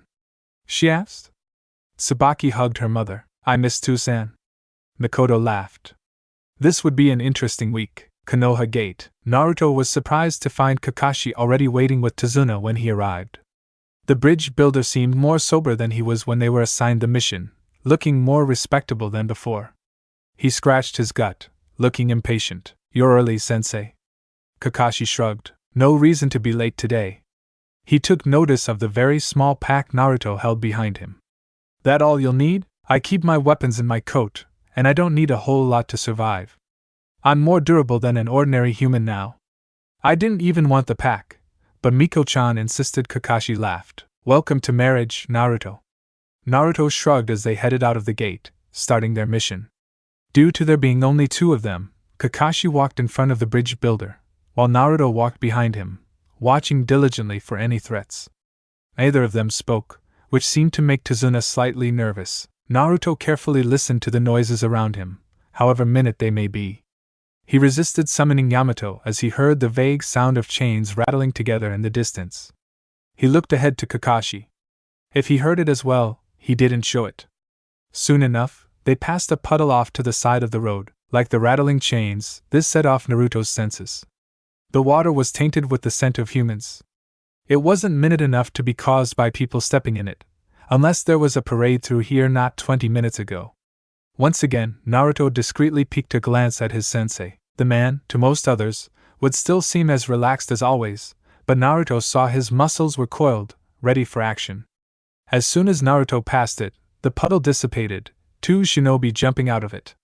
They moved quite fast, bolting towards Tazuna. Naruto grabbed the back of the bridge builder's collar, pulling him out of the way and tossing him against a tree. He summoned Force Edge to his hand, blocking the spiked chain connecting them together. Naruto immediately took notice of their odd weapon choice, a clawed gauntlet with a chain connecting them. A weapon like that took a lot of skill to master. He ducked under the chain, severing it with his blade. They didn't stop in their movements, heading for Kakashi. The Jonin ducked one of their swipes, kicking him back towards Naruto, and slammed his fist into the other's throat. His assailant collapsed to the ground, gasping for breath. He reached down, ripped the gauntlet off of him, and subdued him. He looked over at Naruto, hearing a roar of pain, and saw Naruto's blade sticking out of the other shinobi's gauntlet-covered arm. Naruto pulled his blade loose and kicked the assailant to the ground. He dragged the injured shinobi over to Kakashi, looking over to make sure that Tazuna was all right. The bridge builder appeared stunned, but unharmed. "Who are you?" Kakashi demanded, hauling his captive to his feet. The nin remained silent, glaring at Kakashi. Naruto watched Tazuna. He ordered, picking up the other shinobi as well. I'm going to get the information out of these two. Naruto nodded, cleaning Force Edge and heading over to Tazuna as Kakashi headed into the woods. So, Tazuna, care to explain why you have shinobi after you? Naruto asked, making the bridge builder look up at him. Every shinobi knows that C-rank missions don't have enemy shinobi. The most we'd have to worry about are bandits, not shinobi. Tazuna looked nervous. Before Naruto could press him for information, Kakashi came back from the woods, 2 scrolls in hand. He knelt down in front of Tazuna. Tazuna-san, why is the CEO of Gato shipping after you? Naruto blinked. Where had he heard that name before? Well, it's kind of a long story, we've got time. Kakashi wasn't going to let Tazuna evade the question. He was far more serious than he was in the village. Alright. Tazuna sighed. My home has been under Gato's thumb for some time now. He's taken over our country, locking down our shipping lanes and monopolizing our economy. Our country is bleeding to death because of him. Tazuna clenched his fists tightly. That doesn't explain why he's trying to kill you. Naruto noted. Tazuna nodded. I was getting to that. I'm a bridge builder, as you know, and I was building a bridge that would connect us to the mainland. If I could complete it, Wave's economy could be restored. Gato knows this, and wants to kill me to stop me from completing the bridge. Naruto snapped his fingers suddenly, making Tazuna and Kakashi look at him strangely. That's where I remember the name! He exclaimed. Seeing their gazes, he smiled sheepishly and explained, I knew I had heard of Gato's shipping before, but couldn't remember why it seemed significant. And?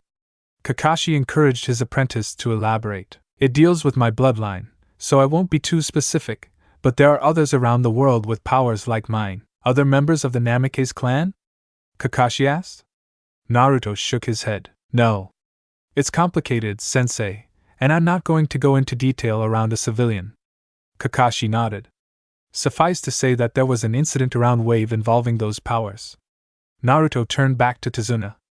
Anyway, you were saying? Right? Tazuna seemed distracted by Naruto's statement, but quickly shook his head to clear his thoughts. I had to go to Konoha for supplies. I was hoping to find additional workers as well, but I couldn't afford what they were asking for. I'd barely had enough to hire escorts for the trip home, but I saw that I wouldn't be able to hire for a B rank. C rank was the best I could get, so I lied.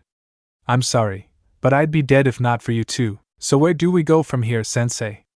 Naruto asked. Well, proper protocol would be to abandon the mission. Tazuna looked worried. But the implications of what would happen to Wave if Tazuna-san were to die, he turned to his apprentice. What do you want to do, Naruto? I won't force you to do either one. I say we help him. Tazuna sighed gratefully. We can work out a payment plan to fix the improper mission difficulty. And besides, he grinned ruefully, Miko-chan never let me hear the end of it if I let an entire country suffer. Kakashi nodded. It'll also give me a chance to investigate that power incident, with your permission, sensei. Kakashi nodded. Alright then. Tazuna, we'll stay in Wave until you finish the bridge. We won't let Gato hurt you or your family. Tazuna grabbed Kakashi's hand, shaking it rapidly. Thank you so much. They continued their silent trek to Wave, now more wary of possible threats. For the longest time, no one spoke, Kakashi and Naruto wary of enemies, Tazuna slightly scared by his protector's demeanor. Eventually, Naruto broke the silence. Hey, sensei. He spoke somewhat quietly, low enough not to raise any alarms but audible enough for Tazuna to hear. What did you get from those 2 shinobi earlier other than Gato? They were fairly tight-lipped, but I do know that there are powerful shinobi under Gato's employ. Specifics weren't available. Either they were conditioned to resist, or they really didn't know who else was working for Gato. Kakashi responded. Naruto, I'll tell you this now so we can avoid a problem if we are attacked. Your priority is Tazuna. Even if I am going to be killed, Tazuna must be protected. Naruto nodded. Soon enough, they reached a body of water covered by fog, where a friend of Tazuna's was waiting to ferry them across. The boatman frequently commented that they needed to be silent, to Naruto's confusion. The only one talking was the boatman. When they had gotten closer to the land, Tazuna's bridge came into view. It was far larger than either Naruto or Kakashi had expected, being several stories tall. Tazuna smiled proudly as he saw it. It was obvious to them both that this bridge meant the world to the old man. When they had disembarked from the boat, they found themselves on the road again. It was eerily quiet around them. If there were any animals in the woods, they were either asleep or dead. It made Naruto and Kakashi more alert. Naruto reached into his jacket, slipping a few knives into his sleeve. Something was about to happen, he just didn't know what. He could feel it in his gut. A brief distance ahead of them, they saw a bush rustle. Naruto immediately drew a knife out of his sleeve, preparing to throw it. Before he could, however, an enormous blade flew out of the bush, nearly taking Tazuna's head off. Naruto dove for the bridge builder, tackling him to the ground. The blade sailed over their heads, slicing a tree in half. It flew like a boomerang, slipping back into the bushes. Naruto helped Tazuna up, about to draw one of his blades. A large monster jumped out of the bushes, revealing itself in its entirety. What the Kakashi marveled at the creature. Its body consisted of what looked like a burlap sack, haphazardly sewn together with a large odd leather mask atop it. The mask had a rather strange trunk-like appendage in front of it, ending with a ring. Its arms were by far its most noticeable feature, consisting of 4 large blades, each of them exactly like the one that nearly killed Tazuna. It menacingly stalked towards them, using its blades as a balance to compensate for its abnormally short legs. Naruto! Guard! A knife impacted the creature's head, making it stumble backwards. Sorry, sensei, but you'll have to let me handle this, Naruto said, stepping forward. You don't know how to deal with this sort of thing. Kakashi stared at the silver-haired young man briefly. Is this something to deal with your family's power? He asked. Naruto nodded. All right, he said reluctantly. I want an explanation afterwards, Naruto. No details left out. His tone left no room for argument. All right, sensei. Just keep Tazuna out of it. Kakashi stepped away, guarding their client. Naruto stepped forward as the large creature stared at him. I figured they'd be ugly, but not this ugly. He summoned Yamato to his side, crouching slightly. Let's see if Aji-san's lessons were worth it. The creature launched one of its blades at him. He swiftly drew Yamato and, with a flick of his wrist, sent the blade careening into the ground. He dashed forward, delivering swift slashes to the creature's stomach while deftly avoiding the large blades of the creature. He slammed the sheath into its gut, knocking it back.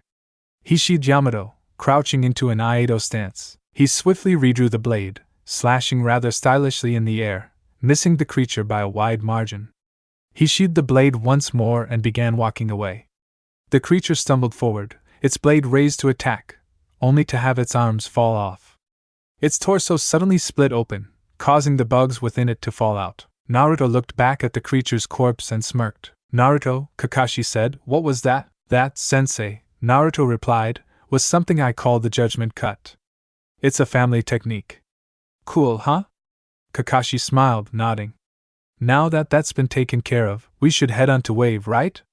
Before they could get back onto the road, they were forced to duck as yet another blade soared overhead. This one, however, embedded itself in a tree above them, rather than slicing through it. Another one? Naruto placed his hand on Yamato's hilt, ready to deal with another demon. To his surprise, a shirtless human man jumped onto the blade, glaring ominously at them. Hello, Tazuna, he stated darkly. Your executioner has arrived. Thanks for watching this video. If you really enjoy this video, like, subscribe, and comment down below, and turn on that bell notification. Don't forget to support and follow the red star for writing that awesome fanfic, and also make sure to comment on this story, link in the description. If you like to hear adult version of this and other stories, I'll give you link of my Patreon. See you in the next video. Goodbye.